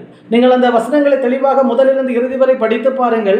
நீதிக்கான ஒரு இறைவேண்டல் திருப்பாடல் 7:17, திருப்பாடல் 7. அந்த 7 17ஆம் வசனத்திலே அவர் ஜெபித்து விட்டு வரும், அந்த ஜெபத்தை தொடர்ந்து வரும்போது அவர் என்ன சொல்லுகிறார்? ஆண்டவர் வழங்கிய நீதிக்காக அவருக்கு நன்றி கூறுவேன். அப்போ நீதிக்காக மன்றாடுகின்ற இந்த நேரத்திலே அவர் எப்படி நன்றி செலுத்துகின்றார்? ஆண்டவர் வழங்கிய நீதிக்காக அவருக்கு நன்றி கூறுவேன், உன்னதரான ஆண்டவரின் பெயரை போற்றி பாடுவேன் என்று. என்று. ஆகவே கடவுளை நான் போற்றி புகழ்வேன். அவர் செய்த அந்த நீதிக்காக, அவர் எனக்கு கொடுத்த நீதிக்காக, நியாயத்துக்காக நான் அவருக்கு நன்றி செலுத்துவேன் என்று சொல்லி அந்த இடத்திலே சங்கீதக்காரர் திருப்பாடல் ஆசிரியர் நன்றி பலியை ஆண்டவருக்கு செலுத்துகின்றார். ஆகவே நாமும் ஜெபிக்கும் பொழுது ஆண்டவரை புகழ்ந்து விட்டு அவர் செய்த நன்மைகளுக்காக, இனி செய்ய போற நன்மைகளுக்காக, அல்லது ஒரு துன்பத்திலே இருக்கின்றோம் என்றால் அவர் கொடுத்த அந்த துன்பத்திற்காக கடவுளுக்கு நன்றி செலுத்துங்கள். நன்றி செலுத்தி ஜெபத்தை தொடருங்கள். இன்னும் திருப்பாடல் 9:1 பாருங்கள். அங்கு என்ன சொல்லப்படுகின்றது? அதை தமிழிலே மொழிபெயர்ப்பது இப்படி சொல்லப்படும்: ஆண்டவரை என் முழு இதயத்தாலும் உம்மை புகழ்வேன், வியத்தகு உம் செயல்களை எல்லாம் எடுத்துரைப்பேன் என்று சொல்லப்படுகின்றது. ஆனால் ஆங்கில வேதாகமத்தில் அது இவ்வாறு சொல்லப்படுகிறது: I will thanks to you Lord with all my heart, I will tell all your wonderful deeds. ஆங்கில வேதாகம புத்தகம் சொல்லுங்க, I will thanks to you Lord with all my heart, என் முழு இதயத்தோடு உமக்கு நான் நன்றி செலுத்துவேன். அதுதான் உண்மையான அந்த மொழிபெயர்ப்பு. I will thanks to you Lord with all my heart, என் முழு இதயத்தோடு உமக்கு நான் நன்றி செலுத்துவேன். இதைத்தான் தமிழ் மொழிபெயர்ப்பு இவ்வாறு சொல்லுது: ஆண்டவரை என் முழு இதயத்தாலும் உம்மை புகழ்வேன், உம் வியத்தகு செயல்களை எல்லாம் எடுத்துரைப்பேன். I will tell your wonderful deeds, நீர் செய்த எல்லாவற்றையும் நான் எடுத்துரைத்து உம்மை புகழ்வேன், உமக்கு நான் நன்றி செலுத்துவேன். இதைத்தான் இந்த வசனம் அழகாக சொல்லுது திருப்பாடல் 9:1. அதே போல திருப்பாடல் 35:18 என்ன சொல்லுகின்றது? மாபெரும் சபையில் உமக்கு நன்றி செலுத்துவேன், திரளான மக்களிடையே உம்மை புகழ்வேன். இப்போ மாபெரும் சபை என்று வரும் பொழுது அங்கே அதிகமான மக்கள் இருப்பார்கள். அந்த மக்களுக்கு மத்தியிலே நான் உம்மை புகழ்வேன், அந்த சபையிலே உமக்கு நான் நன்றி செலுத்துவேன் என்று திருப்பாடல் ஆசிரியர் சங்கீதக்காரன் தாவீது சொல்லுகிறார் 35:18. திருப்பாடல் 35:18. இன்னும் திருப்பாடல் 104 பாருங்கள், சங்கீதம் 104 பாருங்கள். நன்றியோடு அவர் தம் திருவாயில் நுழையுங்கள், புகழ் பாடலோடு அவர் தம் முற்றத்துக்கு வாருங்கள், அவருக்கு நன்றி செலுத்தி அவர் பெயரை போற்றுங்கள். அப்படி என்றால் நீங்கள் திருவாயிலுக்குள் வரும் பொழுது, ஆலயத்துக்குள் வரும் பொழுது, கடவுளை ஆராதிக்க நீங்கள் ஆலயத்துக்குள் வரும் பொழுது, ஆலயத்தினுடைய வாயிலில் நீங்கள் அடியெடுத்து வைக்கும் பொழுதே நன்றி உணர்வோடு வாருங்கள் என்று திருப்பாடல் ஆசிரியர் சொல்லுகின்றார். அவருடைய முற்றத்துக்குள் மீன்ஸ் ஆராதிக்கக்கூடிய இடத்திலே நீங்கள் வரும் பொழுது புகழ் பாடலோடு அவர் தம் முற்றத்துக்கு வாருங்கள். நீங்கள் ஆராதிக்கக்கூடிய இடத்திலே இருக்கும் பொழுது புகழ்ளுங்கள், கடவுளை புகழுங்கள், புகழ்ந்து கொண்டே இருங்கள். அதற்கு பின்பு அவருக்கு நன்றி செலுத்தி அவர் பெயரை போற்றுங்கள். இப்போ முதலில் நீங்கள் வரும் பொழுது நன்றி உணர்வோடு உள்ளே வாருங்கள். உள்ளே வந்து விட்டு அவரை புகழுங்கள், அவரை போற்றுங்கள், அவரை துதியுங்கள். அதன் பின்பு அவருக்கு நன்றி செலுத்துங்கள் என்று சங்கீதக்காரர் இந்த இடத்தில் அழகாக சொல்லுகின்றார். இன்னும் திருப்பாடல் 106:1 பாருங்கள். அல்லேலூயா, ஆண்டவருக்கு நன்றி செலுத்துங்கள், ஏனெனில் அவர் நல்லவர், என்றென்றும் உள்ளது அவரது பேரன்பு என்று சொல்லுகின்றார். சங்கீதம் 106:1 இவ்வாறு சொல்லப்படுகின்றது: அல்லேலூயா, ஆண்டவருக்கு நன்றி செலுத்துங்கள், ஏனெனில் அவர் நல்லவர், என்றும் உள்ளது அவரது பேரன்பு. அப்படின்னா அல்லேலூயா என்றால் ஆண்டவரை மகிமைப்படுத்துவது. அல்லேலூயா துதி, கனம், மகிமை இவை அனைத்தையும் உள்ளடக்கிய அந்த வார்த்தை தான் அல்லேலூயா. துதி, கனம், மகிமை இந்த மூன்றையும் ஒரு வார்த்தைக்குள்ளே உள்ளடக்கியது தான் அல்லேலூயா. அல்லேலூயா என்ற வார்த்தையால் முதலில் கடவுளை மகிமைப்படுத்துகின்றோம், போற்றுகின்றோம், துதிக்கின்றோம். அதற்கு அடுத்தபடியாக அவருக்கு நன்றி செலுத்துங்கள். அதைத்தான் திருப்பாடல் 106:1 சொல்லுகிறது. அல்லேலூயா, கடவுளை அவர் மகிமைப்படுத்துகின்றார் அந்த இடத்திலே. இரண்டாவது, ஆண்டவருக்கு நன்றி செலுத்துங்கள். கண்டிப்பாக நீங்கள் ஆண்டவருக்கு நன்றி செலுத்தணும். ஏனெனில் அவர் நல்லவர், என்றும் உள்ளது அவரது பேரன்பு. மிக நல்லவர் நம் ஆண்டவர், அவரை போல நாம் இருக்கவே முடியாது. ஆகவே ஆண்டவர் மிக நல்லவர், அவருடைய பேரன்பு என்றும் உள்ளது, அதற்கு அழவே இல்லை. ஆகவே அவர் செய்த எல்லா செயல்களுக்காகவும் நீங்கள் நன்றி செலுத்துங்கள் என்று அந்த இடத்திலே சங்கீதக்காரர் சொல்லுகின்றார். இன்னும் சங்கீதம் 108:1 படித்து பாருங்கள். அது என்ன சொல்லுகின்றது? ஆண்டவருக்கு நன்றி செலுத்துங்கள், ஏனெனில் அவர் நல்லவர், என்றென்றும் உள்ளது அவரது பேரன்பு. இதே வசனத்தை தான் அந்த இடத்துல சங்கீதம் 108:1 ஆண்டவருக்கு நன்றி செலுத்துங்கள், ஏனெனில் அவர் நல்லவர், என்றென்றும் உள்ளது அவரது பேரன்பு. ஆகவே நீங்கள் ஜபிக்கும் பொழுது இரண்டாவது செய்ய வேண்டிய காரியம் ஆண்டவருக்கு நன்றி செலுத்த வேண்டும். திருப்பாடல் சில அதிகாரங்களைத்தான் நான் உங்களுக்கு குறிப்பிட்டிருக்கிறேன். திருப்பாடல் முழு 150 அதிகாரத்தை நீங்கள் படித்து பார்க்கும் பொழுது பெரும்பாலான இடங்களிலே, எல்லா இடங்களிலும் ஆண்டவருக்கு நன்றி செலுத்துங்கள், ஆண்டவருக்கு நன்றி செலுத்துங்கள் என்று தான் குறிப்பிடப்படுகின்றது. ஏனெனில் கடவுள் செய்த நன்மைகளை நினைத்து பார்த்து, கடவுள் நமக்கு தந்திருக்கக்கூடிய சூழ்நிலைகளை நினைத்து பார்த்து, அந்த சூழ்நிலைகளுக்காக, அவர் செய்த நன்மைகளுக்காக, அவர் செய்த அற்புதங்களுக்காக, அதிசயங்களுக்காக நாம் நன்றி செலுத்த வேண்டும் வேண்டும் என்பதைத்தான் இந்த திருப்பாடல் நமக்கு உணர்த்துகின்றது. இன்னும் பாருங்க, தானியேல் 2ஆம் அதிகாரம் 23ஆம் வசனத்தை படித்து பாருங்கள். அங்கே என்ன சொல்லப்படுகின்றது? எங்கள் தந்தையரின் இறைவா, உமக்கு நன்றியும் புகழும் கூறுகின்றேன். எனக்கு ஞானமும் ஆற்றலும் தந்தவர் நீரே. நாங்கள் உம்மிடம் கேட்டதை இப்பொழுது எனக்கு தெரியப்படுத்தியவர் நீரே. அரசனது காரியத்தை எங்களுக்கு அறிவித்தவரும் நீரே. இப்போ தானியேல் 2ஆம் அதிகாரம் 22ஆம் வசனத்திலே கடவுளை தானியேல் புகழ்ந்ததை 20, 21, 22 வசனங்கள் கடவுளை தானியேல் புகழ்ந்ததை, போற்றி துதித்ததை நாம் பார்த்தோம். தானியேல் 23 அவர் என்ன சொல்லுகின்றார்? உமக்கு நன்றியும் புகழும் கூறுகின்றார். அப்படி என்றால் கடவுளுக்கு அவர் நன்றி செலுத்துகின்றார். அந்த இடத்தில் எதற்காக நன்றி செலுத்துகின்றார் என்றுதான் தொடர்ந்து வருகின்ற வரிகள் சொல்லுகின்றன. எனக்கு ஞானத்தை கொடுத்தவர் நீர், ஆற்றலை கொடுத்தவர் நீர், உம்மிடம் கேட்டதை எனக்கு தெரியப்படுத்தினவர் நீர், அரசனது காரியத்தை, அதாவது அரசனுடைய கனவை வெளிப்படுத்தி அதற்கு விளக்கத்தை எனக்கு சொல்லிக் கொடுத்தவர் நீர். ஆகவே உமக்கு நன்றி செலுத்துகின்றேன், உம்மை துதிக்கின்றேன் என்று அந்த இடத்திலே தானியேலுடைய ஜெபம் இருக்கின்றது. தானியேல் 2ஆம் அதிகாரம் 20, 21, 22, 20 அவருடைய ஜெபம் ஆரம்பிக்கின்றது. 20, 21, 22 அவர் கடவுளை புகழுகின்றார், போற்றுகின்றார், துதிக்கின்றார். 23 கடவுளுக்கு நன்றி செலுத்துகின்றார். எதற்காக எல்லாம்? கடவுள் கொடுத்த ஞானத்திற்காக, கடவுள் கொடுத்த ஆற்றலுக்காக, தான் கேட்டதை கடவுள் தனக்கு அருளியதுக்காக, அரசனது கனவை தனக்கு வெளிப்படுத்துவதற்கான விளக்கத்தை கொடுத்ததற்காக கடவுளுக்கு நன்றி கூறுகின்றார். ஆகவே முதலில் நாம் கடவுளை துதித்துவிட்டு இரண்டாவது செய்ய வேண்டிய காரியம் கடவுளுக்கு நாம் நன்றி செலுத்துவது என்பதை புரிந்து கொள்ளுங்கள். இன்னும் எபேசியர் 5:20 இவ்வாறு சொல்லுகின்றது. எபேசியர் 5:20 பாருங்கள். நம் ஆண்டவராக இயேசு கிறிஸ்துவின் பெயரால் எல்லாவற்றிற்காகவும் எப்போதும் தந்தையாம் கடவுளுக்கு நன்றி செலுத்துங்கள். அதாவது நீங்கள் கடவுளுக்கு எப்போதுமே நன்றி செலுத்த வேண்டும் என்று இவர் சொல்லுகின்றார். தூய பவுல் சொல்லுகிறார். தூய பவுல் எபேசியருக்கு எழுதிய திருமுகம் 5ஆம் அதிகாரம் 20ஆம் வசனம், ஆண்டவராகிய இயேசு கிறிஸ்துவின் பெயரால் எல்லாவற்றிற்காகவும் எப்போதும் தந்தையாம் கடவுளுக்கு நன்றி செலுத்துங்கள். அப்படி என்றால் நீங்கள் கடவுளுக்கு நன்றி செலுத்த வேண்டியது ஏதோ கடவுள் நன்மை செய்யும் போது மாத்திரமல்ல, நீங்கள் தீமையை அனுபவிக்கும் போதும் கடவுளுக்கு நன்றி செலுத்துங்க. ஆகவே தான் இந்த இடத்துல பார்த்து எல்லாவற்றிற்காகவும் கடவுளுக்கு நன்றி செலுத்துங்கள். ஒரு துன்பத்தில் இருந்து கொண்டு நீங்கள் கடவுளை நோக்கி மன்றாடும் பொழுது, ஆண்டவரே இந்த துன்பத்தை நீர் எங்களுக்கு கொடுத்தமைக்காக உமக்கு நன்றி செலுத்துகிறோம் என்று நன்றி செலுத்திவிட்டு உங்கள் மன்றாட்டை ஆரம்பியுங்கள். அதற்கு அடுத்தபடியாக பிலிப்பியர் 4ஆம் அதிகாரம் 6ஆம் வசனத்தை எடுத்து பாருங்கள். எதை பற்றியும் கவலைப்பட வேண்டாம், நன்றியோடு கூடிய இறைவேண்டல் மன்றாட்டு ஆகிய அனைத்தின் வழியாகவும் கடவுளிடம் உங்கள் விண்ணப்பங்களை தெரிவியுங்கள். பவுல் அழகாக இந்த இடத்திலே சொல்லுகிறார், நீங்க எதை பற்றியும் கவலைப்படாதீங்க, நன்றியோடு கூடிய இறைவேண்டல். நன்றியோடு கூட இறைவேண்டல் நீங்கள் ஜெபிக்கும் போது கடவுளுக்கு நன்றி செலுத்துங்கள். அந்த மன்றாட்டின் வழியாக கடவுளுக்கு உங்கள் விண்ணப்பத்தை தெரிவியுங்கள். இப்போ நன்றியுடன் கூடிய இறைவேண்டல், மன்றாட்டு ஆகியவற்றின் வழியாக உங்கள் விண்ணப்பத்தை நீங்கள் கடவுளுக்கு தெரிவிக்கும் பொழுது கடவுள் நிச்சயம் உங்கள் விண்ணப்பத்தை கேட்பார். இதைத்தான் பவுல் இந்த இடத்தில் அழகாக தெளிவுபடுத்தார். ஆகவே நீங்கள் ஜெபிக்க ஆரம்பிக்கிறதுக்கு முன்னால் கடவுளை துதித்துவிட்டு இரண்டாவது செய்ய வேண்டியவரை நன்றி செலுத்துதல். கடவுளுக்கு நன்றி சொல்லுங்கள். அவர் செய்த நன்மைகளுக்கு, அவர் செய்த வல்ல செயல்களுக்கு, அற்புதங்களுக்கு, அதிசயங்களுக்கு, அவர் துன்பத்தை கொடுத்து அந்த துன்பத்திற்கு நன்றி செலுத்துங்கள். அதன் பிறகு உங்கள் மன்றாட்டை அவர் முன்னிலையிலே வையுங்கள். நிச்சயம் உங்கள் மன்றாட்டு கேட்கப்படும். இதைத்தான் பவுல் இந்த இடத்தில் அழகாக சொல்லுகின்றார். அடுத்த கொலோசியருக்கு எழுதிய திருமுகம் 2:7 பாருங்கள். அவரில் வேரூன்றியவர்களாகவும் அவர் மீது கட்டி எழுப்பப்பட்டவர்களாக இருங்கள். நீங்கள் கற்றுக்கொண்ட விசுவாசத்தில் உறுதியாய் நில்லுங்கள். நன்றி மிக்கவர்களாய் திகழுங்கள். இன்னும் 3:17 சொல்லுகின்றார், எதை சொன்னாலும் எதை செய்தாலும் ஆண்டவர் பெயரால் செய்து அவர் பெயரால் தந்தையாம் கடவுளுக்கு நன்றி செலுத்துங்கள். இன்னும் 4ஆம் அதிகாரம் 2ஆம் வசனத்தில் இவ்வாறு சொல்லுகின்றார், தொடர்ந்து இறைவனிடம் வேண்டுங்கள், விழிப்போடும் நன்றியோடும் நன்றி உணர்வோடும் அதில் ஈடுபடுங்கள். அப்படி என்றால் எப்படி ஜெபிக்க வேண்டும் என்று கொலோசியருக்கு எழுதிய திருமுகம், தூய பவுல் கொலோசியருக்கு எழுதிய திருமுகம் 2ஆம் அதிகாரம் 7ஆம் வசனம், 3ஆம் அதிகாரம் 17ஆம் வசனம், 4ஆம் அதிகாரம் 12ஆம் வசனத்திலே கற்றுக் கொடுக்கின்றார். அதாவது அவரில் வேறு ஒன்றியவர்களாக, அவர் மீது கட்டி எழுப்பப்பட்டவர்கள், கடவுள் மீது நம்பிக்கை உரியவர்களாக, விசுவாசம் மிக்கவர்களாக இருங்கள்.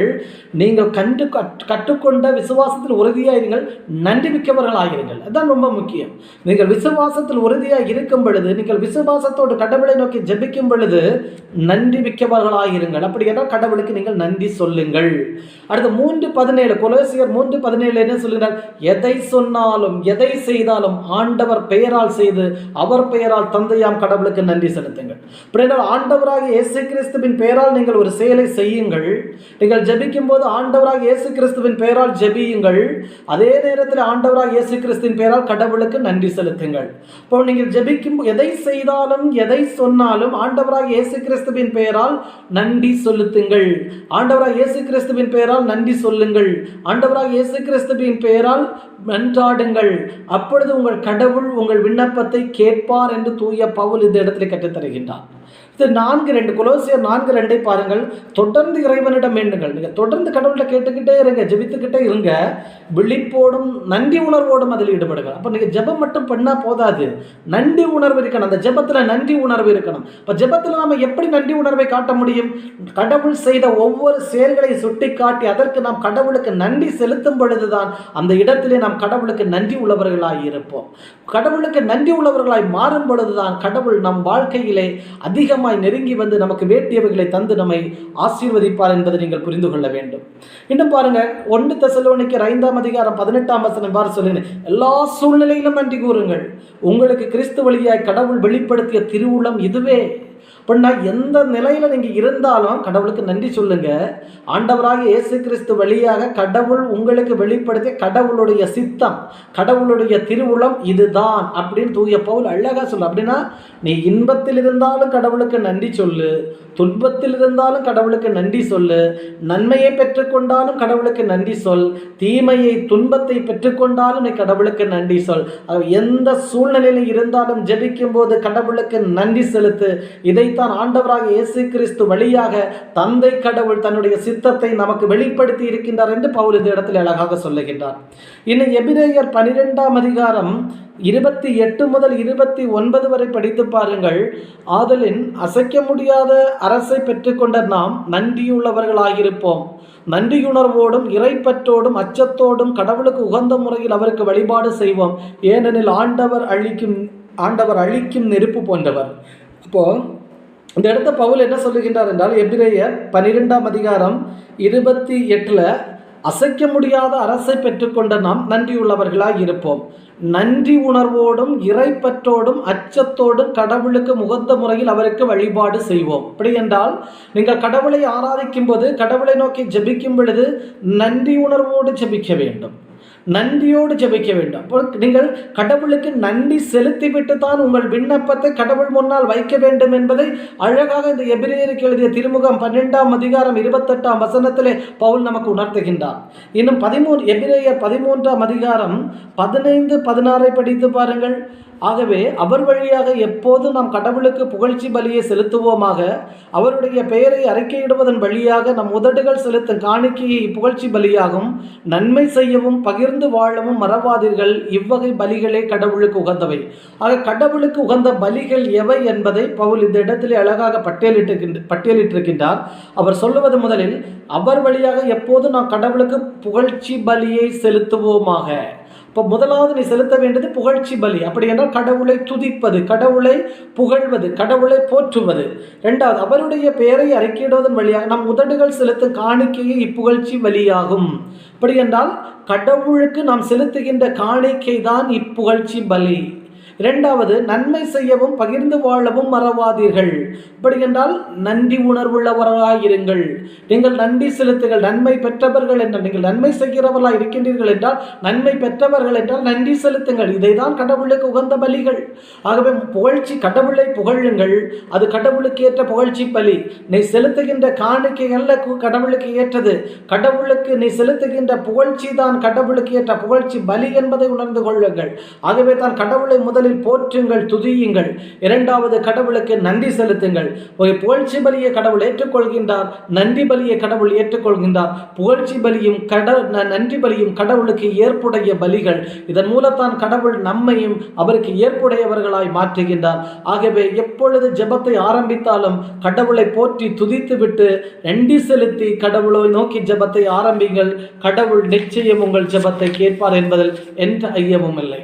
இப்பொழுது நாம் கடவுளை நோக்கி நன்றி செலுத்தி விட்டோம். இப்பொழுது முதலில் ஜெபத்தை ஆரம்பிக்கும் பொழுது நாம் கடவுளை நோக்கி கடவுளை போற்றி துதித்தோம், கடவுளை மகிமைப்படுத்தினோம். இரண்டாவதாக கடவுளை நோக்கி அவர் செய்த செயல்களுக்காக, அவர் கொடுத்த நன்மைகளுக்காக நாம் அவரை நோக்கி நன்றி செலுத்தினோம். மூன்றாவது நாம் செய்ய வேண்டிய காரியம் பாவ அறிக்கை. நம்முடைய வாழ்க்கையிலே நாம் செய்த பாவங்களை அறிக்கையிட வேண்டும். நம்முடைய ஒவ்வொரு ஜெபத்திலும் நாம் பாவத்தை அறிக்கையிட வேண்டும். நாம் இன்றைக்கு கத்தோலிக்க திருச்சபைகளிலே குருக்களிடத்திலே சென்று பாவ அறிக்கை செய்து நாம் பாவ மன்னிப்புக்காக கடவுளிடத்திலே மன்றாடுகின்றோம். அவர்கள் குருக்கள் சொல்லுகின்ற பரிகார ஜபங்களை சொல்லி நாம் பாவ மன்னிப்புக்காக கடவுளிடத்திலே மன்றாடி பாவ மன்னிப்பை பெற்றுக்கொள்கின்றோம். இது என்றைக்கும் நாம் செய்யக்கூடிய செயல் அல்ல. வருடத்துக்கு 1 முறை, 2 முறை, 3 முறை தான் இன்றைக்கு குருக்களிடத்திலே சென்று நாம் பாவ அறிக்கையை விட்டு பாவ அறிக்கை செய்து ஒப்புரவை பெற்றுக்கொள்ளுகின்றோம். ஆனால் வாழ்க்கையில் ஒவ்வொரு நாளும் நாம் என்ன செய்கின்றோம்? பாவம் செய்து கொண்டிருக்கின்றோம். ஆகவே ஒவ்வொரு நாளும் நம்முடைய பாவத்தை அறிக்கையிட்டு நாம் ஒப்புரவாக வேண்டிய கடமைக்கு கட்டாயத்துக்கு உள்ளாக்கப்பட்டிருக்கின்றோம். ஆகவே ஒவ்வொரு நாளும் நீங்கள் கடவுளை நோக்கி ஜெபிக்கும் பொழுது என்ன செய்ய வேண்டும் என்றால், முதலில் கடவுளை நோக்கி துதியுங்கள், 2வது நன்றி செலுத்துங்கள், 3வது அன்று நீங்கள் செய்த தவறுகளை கடவுள் முன்னிலையிலே பட்டியலிடுங்கள். கடவுள் முன்னிலையிலே ஜெபத்திலே நீங்கள் அவற்றை சொல்லும் பொழுது கடவுள் முன்னிலையிலே நீங்கள் அந்த பாவங்களை சொல்லுகின்றீர்கள். அப்படி நீங்கள் கடவுள் முன்னிலையிலே பாவங்களை சொல்லிவிட்டு அந்த பாவத்தை அப்படியே விட்டுவிடுங்கள். நிச்சயம் கடவுள் உங்கள் பாவத்தை மன்னித்து உங்களை ஏற்றுக்கொள்வார், உங்கள் ஜெபத்தையும் ஏற்றுக்கொள்வார். லேவியர் புத்தகம் 5ஆம் அதிகாரம் 5 மற்றும் 6 படித்து பாருங்கள். லேவியராகமம் 5ஆம் அதிகாரம் 5 மற்றும் 6 படித்து பாருங்கள். அங்கு இவ்வாறு சொல்லப்படுகின்றது: மேற்குறிப்பிட்டவைகளில் அவர் தவறிழைத்தவராக காணப்படும் போது தாம் இழைத்த குற்றத்தை அறிக்கையிட்டு பாவம் போக்கும் பலி பொருளை ஆண்டவருக்கு கொண்டு வர வேண்டும். அது தொடர்ந்துள்ளது. ஆட்டு மந்தையில் பிடித்த ஒரு பெண்ணாட்டையோ செம்மறி ஆட்டு, அதை பலி எப்படி செலுத்த வேண்டும் என்பதை சொல்லுகின்றார்.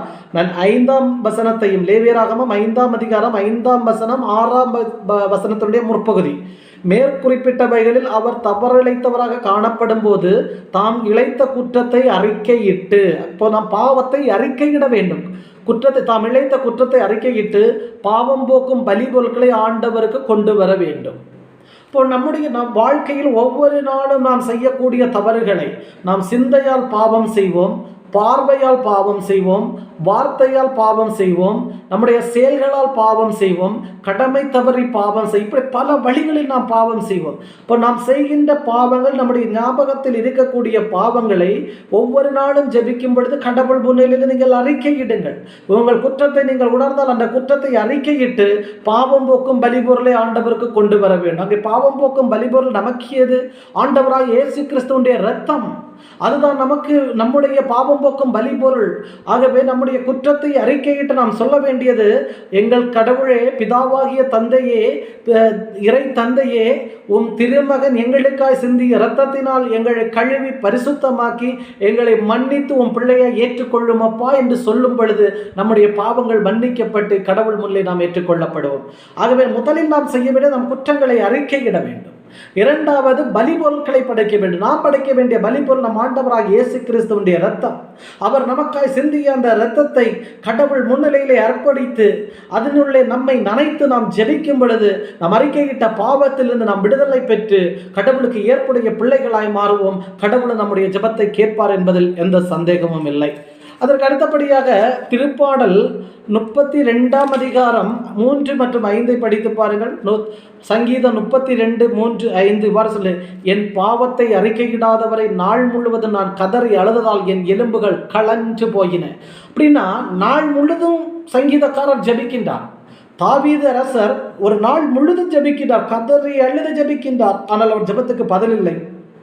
அவருடைய எலும்புகள் தான் கலந்து போயின. அப்படியே சோர்ந்து போயிட்டார். காலையிலேருந்து சாயங்காலம் வரை ஜெபிக்கின்றார். தன்னுடைய தேவைக்காக அவர் ஜெபிக்கின்றார். ஆனால் அவருடைய ஜெபம் கேட்கப்படவில்லை, ஜெபத்துக்கு பதில் வரவில்லை. அவர் சோர்ந்து போனார்.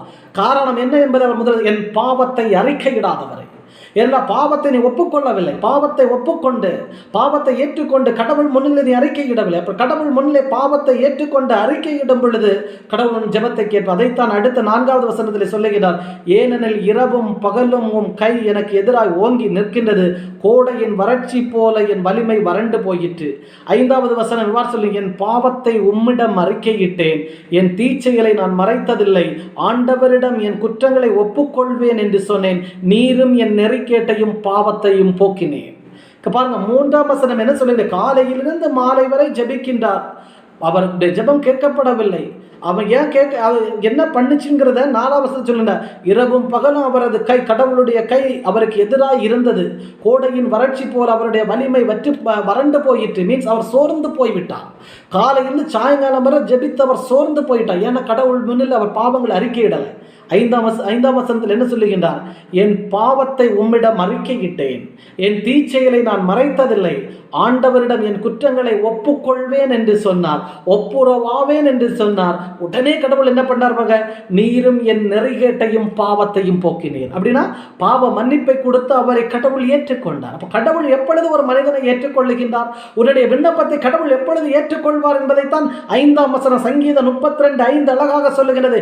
என் பாவத்தை அறிக்கையிட்டேன், என் தீச்செயலை நான் மறக்கவில்லை, என் குற்றங்களை ஆண்டவரிடம் ஒப்புக் கொடுத்தேன்.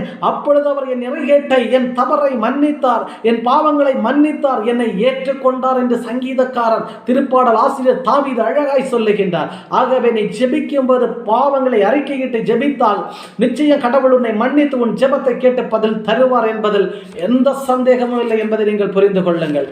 இன்னுமாக நீதிமொழிகள் 28ஆம் அதிகாரம் 13ஆம் வசனத்தை பாருங்கள். நீதிமொழிகள் 28ஆம் அதிகாரம் 13ஆம் வசனம் இவ்வாறு சொல்லுகின்றது.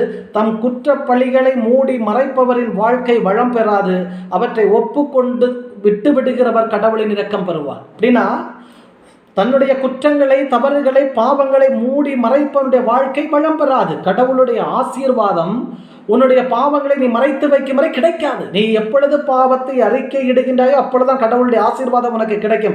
தன் குற்றங்களை மூடி மறைத்து வைப்படைய வாழ்வு வளம் பெறாது என்றால் தன்னுடைய பாவங்களை கடவுள் முன்னிலே அறிக்கையிடாதவனுடைய வாழ்விலே கடவுளுடைய ஆசீர்வாதம் ஒருபோதும் கிடைக்காது.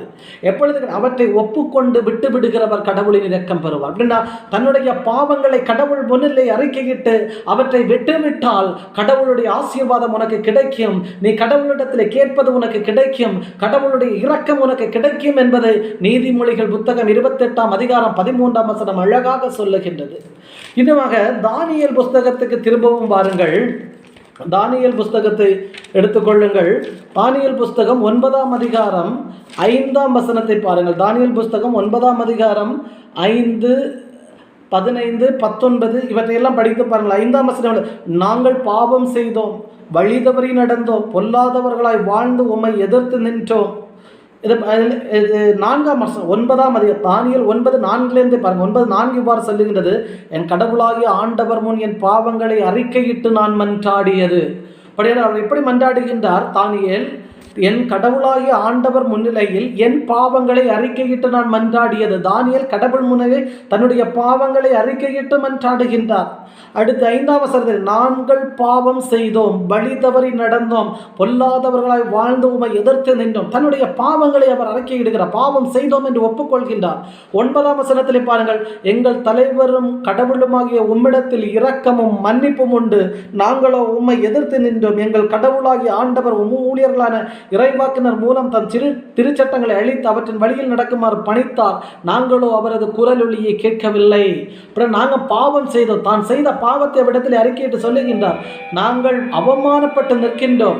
நீர் மன்னிக்க கூடியவர், இரக்கமிக்கவர், உம்முடைய நீதி நெறிகளை நாங்கள் பின்பற்றி நடக்கவில்லை, ஆகவே எங்களை மன்னியும் என்று தன்னுடைய பாவங்களை அறிக்கையிட்டு சொல்லுகின்றார். இன்னும் 15ஆம் வசனத்தில் என்ன சொல்லுகின்றார்? அப்படி இருக்க எங்கள் தலைவராகிய கடவுளே, உம் மக்களை மிகுந்த ஆற்றலோடு எகிப்து நாட்டிலிருந்து மீட்டு இன்று வரை உமது பெயருக்கு புகழ் தேடிக்கொண்டீர். நாங்களோ பாவம் செய்தோம், பொல்லாதன புரிந்தோம். ஆகவே இந்த 9ஆம் அதிகாரம் தானியேல் 9ஆம் அதிகாரம் 4ஆம் வசனத்திலிருந்து நீங்கள் தொடர்ந்து படிக்கும் பொழுது 19ஆம் வசனம் வரை தொடர்ந்து நீங்கள் படிக்கும் பொழுது தானியேல் தன் ஜனங்களுடைய தன்னுடைய பாவங்களை அறிக்கையிடுகின்றார். இந்த இவ்வளவு வசனங்களும் பாவ அறிக்கையை சொல்லுகின்றன. ஒரு கடவுளுக்கு ஏற்புடைய மனிதனாய் வாழ்ந்தவர் தான் தானியேல். அப்பேற்பட்ட தானியேல் கடவுளுக்கு உகந்தவனாய் வாழ்ந்தவன். கடவுளை நோக்கி தானியேல் கூப்பிட்டால் அவர் குரலுக்கு செவி கொடுக்கக்கூடிய அளவுக்கு கடவுளுக்கு ஏற்புடையவனாய் இருந்த தானியேல் தன்னுடைய குற்றங்களை, பாவங்களை அறிக்கையிட்டு ஜெபிப்பதைத்தான் 9ஆம் அதிகாரம் 4 முதல் 19 வரை சொல்லுகிறது. பாவங்கள், அத்தனை பாவங்களை அவர் வரிசையாக எடுக்குகின்றார். ஆகவே ஒரு நீதிமான் நேர்மையாளராகிய தானியேலே பாவங்களை அறிக்கையிட்டு ஜெபித்தார் என்றால் நீயும் நானும் எம்மாத்திரம். ஆகவே நாம் இன்றைக்கு ஜெபிக்கும் பொழுது பாவங்களை அறிக்கையிட்டு அவற்றை விட்டு விடுவோம் என்றால், பாவங்களுக்காக மன்னிப்பு கோரி ஜெபிப்போம் என்றால் நிச்சயம் நம் பாவங்கள் மன்னிக்கப்பட்டு கடவுள் நம்முடைய ஜெபத்துக்கு பதில் தருவார் என்று எந்த சந்தேகமும் இல்லை என்பதை நீங்கள் புரிந்து கொள்ள வேண்டும். இன்னுமாக திருத்தூதர் பணிகள் 3ஆம் அதிகாரம், திருத்தூதர் பணிகள் 3ஆம் அதிகாரம் 19ஆம் வசனத்தை படித்து பாருங்கள். திருத்தூதர் பணிகள் 3:19, அப்போஸ்தலர் நடபடிகள் 3:19 படித்து பாருங்கள். எனவே உங்கள் பாவங்கள் போக்கும் பொருட்டு மனம் மாறி அவரிடம் திரும்புங்கள்.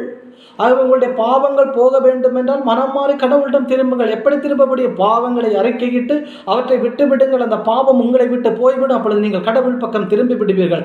ஆகவே பாவங்களை அறிக்கையிட்டு கடவுளிடம் திரும்புங்கள் என்று அப்போஸ்தலர் நடபடிகள் திருத்தூதர் பணிகள் 3:19 சொல்லுகின்றது. இன்னுமாக யாக்கோபு 5:6 பாருங்கள். யாக்கோபு எழுதிய திருமுகம் 5ஆம் அதிகாரம் 16ஆம் வசனத்தை பாருங்கள். 5ஆம் அதிகாரம் 16ஆம் வசனம் இவ்வாறு சொல்லுகின்றது. ஆகவே ஒருவருக்கொருவர் பாவங்களை அறிக்கை செய்து கொள்ளுங்கள், ஒருவர் மற்றவருக்காக மன்றாடுங்கள். ஆகவே நீங்கள் கூடி ஜெபிக்கும் பொழுது ஒருவருக்கொருவர் பாவங்களை அறிக்கையிடுங்கள் என்று சொல்லுகின்றார். ஆகவே கடவுள் முன்னிலையிலே பாவங்களை அறிக்கையிட தயங்குகின்றவர்கள் ஒருவருக்கொருவர் தங்கள் பாவங்களை அறிக்கையிடுங்கள். ஆகவே தான் இந்த கத்தோலிக்க திருச்சபைகளிலே இன்றைக்கு கத்தோலிக்க இறை மக்கள் குருக்களிடத்திலே சென்று தங்கள் பாவங்களை அறிக்கையிட்டு கடவுளிடத்திலே ஒப்புரவாகுவதற்காக ஜெபியுங்கள் என்று கத்தோலிக்க திருச்சபை கற்றுக் கொடுக்கின்றது. ஏனென்றால் ஒருவர் மற்றவரிடம் பாவங்களை அறிக்கையிடும் பொழுது நீங்கள் கடவுள் முன்னிலையிலே உங்கள் பாவங்களை அறிக்கையிடுகின்றீர்கள் என்று யாக்கோபு இந்த திருமுகத்தின் மூலமாக உங்களுக்கு சொல்லுகின்றார். ஆகவே ஜெபத்திலே உங்களுடைய பாவங்களை அறிக்கையிடுங்கள். இல்லை என்றால் ஒருவர் மற்றொருவரிடத்திலே தங்களது பாவங்களை அறிக்கையிடுங்கள், அதை விட்டுவிடுங்கள். அப்பொழுது கடவுள் உங்கள் ஜெபத்தை கேட்பார் என்று கடவுள் இந்த இடத்திலே அழகாக யாக்கோபு திருமுகத்தின் வழியாக சுட்டி காட்டுகின்றார். இன்னுமாக யாக்கோபு எழுதிய திருமுகம் 4ஆம் அதிகாரம் 8, 9 ஆகிய வசனங்களை படித்து பாருங்கள். கடவுளை அணுகிச் செல்லுங்கள், அவரும் உங்களை அணுகி வருவார். பாவிகளே உங்களை தூய்மையாக்குங்கள், இருமனத்தோரே உங்கள் உள்ளங்களை தூய்மைப்படுத்துங்கள். உங்கள் நிலையை அறிந்து துயரற்று புலம்பி அழுங்கள். உங்கள் சிரிப்பு புலம்பலாகவும் மகிழ்ச்சி ஆழ்துயராகவும் மாறட்டும். ஆகவே என்ன சொல்ல, பாவிகளே உங்களை தூய்மையாக்குங்கள் என்று யாக்கோபு சொல்லுகின்றார். அப்படின்னா நாம் பாவிகளாக இருக்கின்றோம், நம்மை தூய்மையாக்க வேண்டும். நம்மை எப்படி தூய்மையாக்குவது? நம்மை தூய்மையாக்குவது எப்படி என்றால் பாவங்களை அறிக்கையிட்டு அவற்றை விட்டு விடுவதன் மூலம்தான் நம்மை நாம் தூய்மையாக்க முடியும். அப்படி நம்மை தூய்மையாக்கி கடவுள் முன்னிலையில் நம் விண்ணப்பங்களை வைக்கும் பொழுது நம்முடைய விண்ணப்பங்களை கடவுள் ஏற்றுக்கொள்வார்.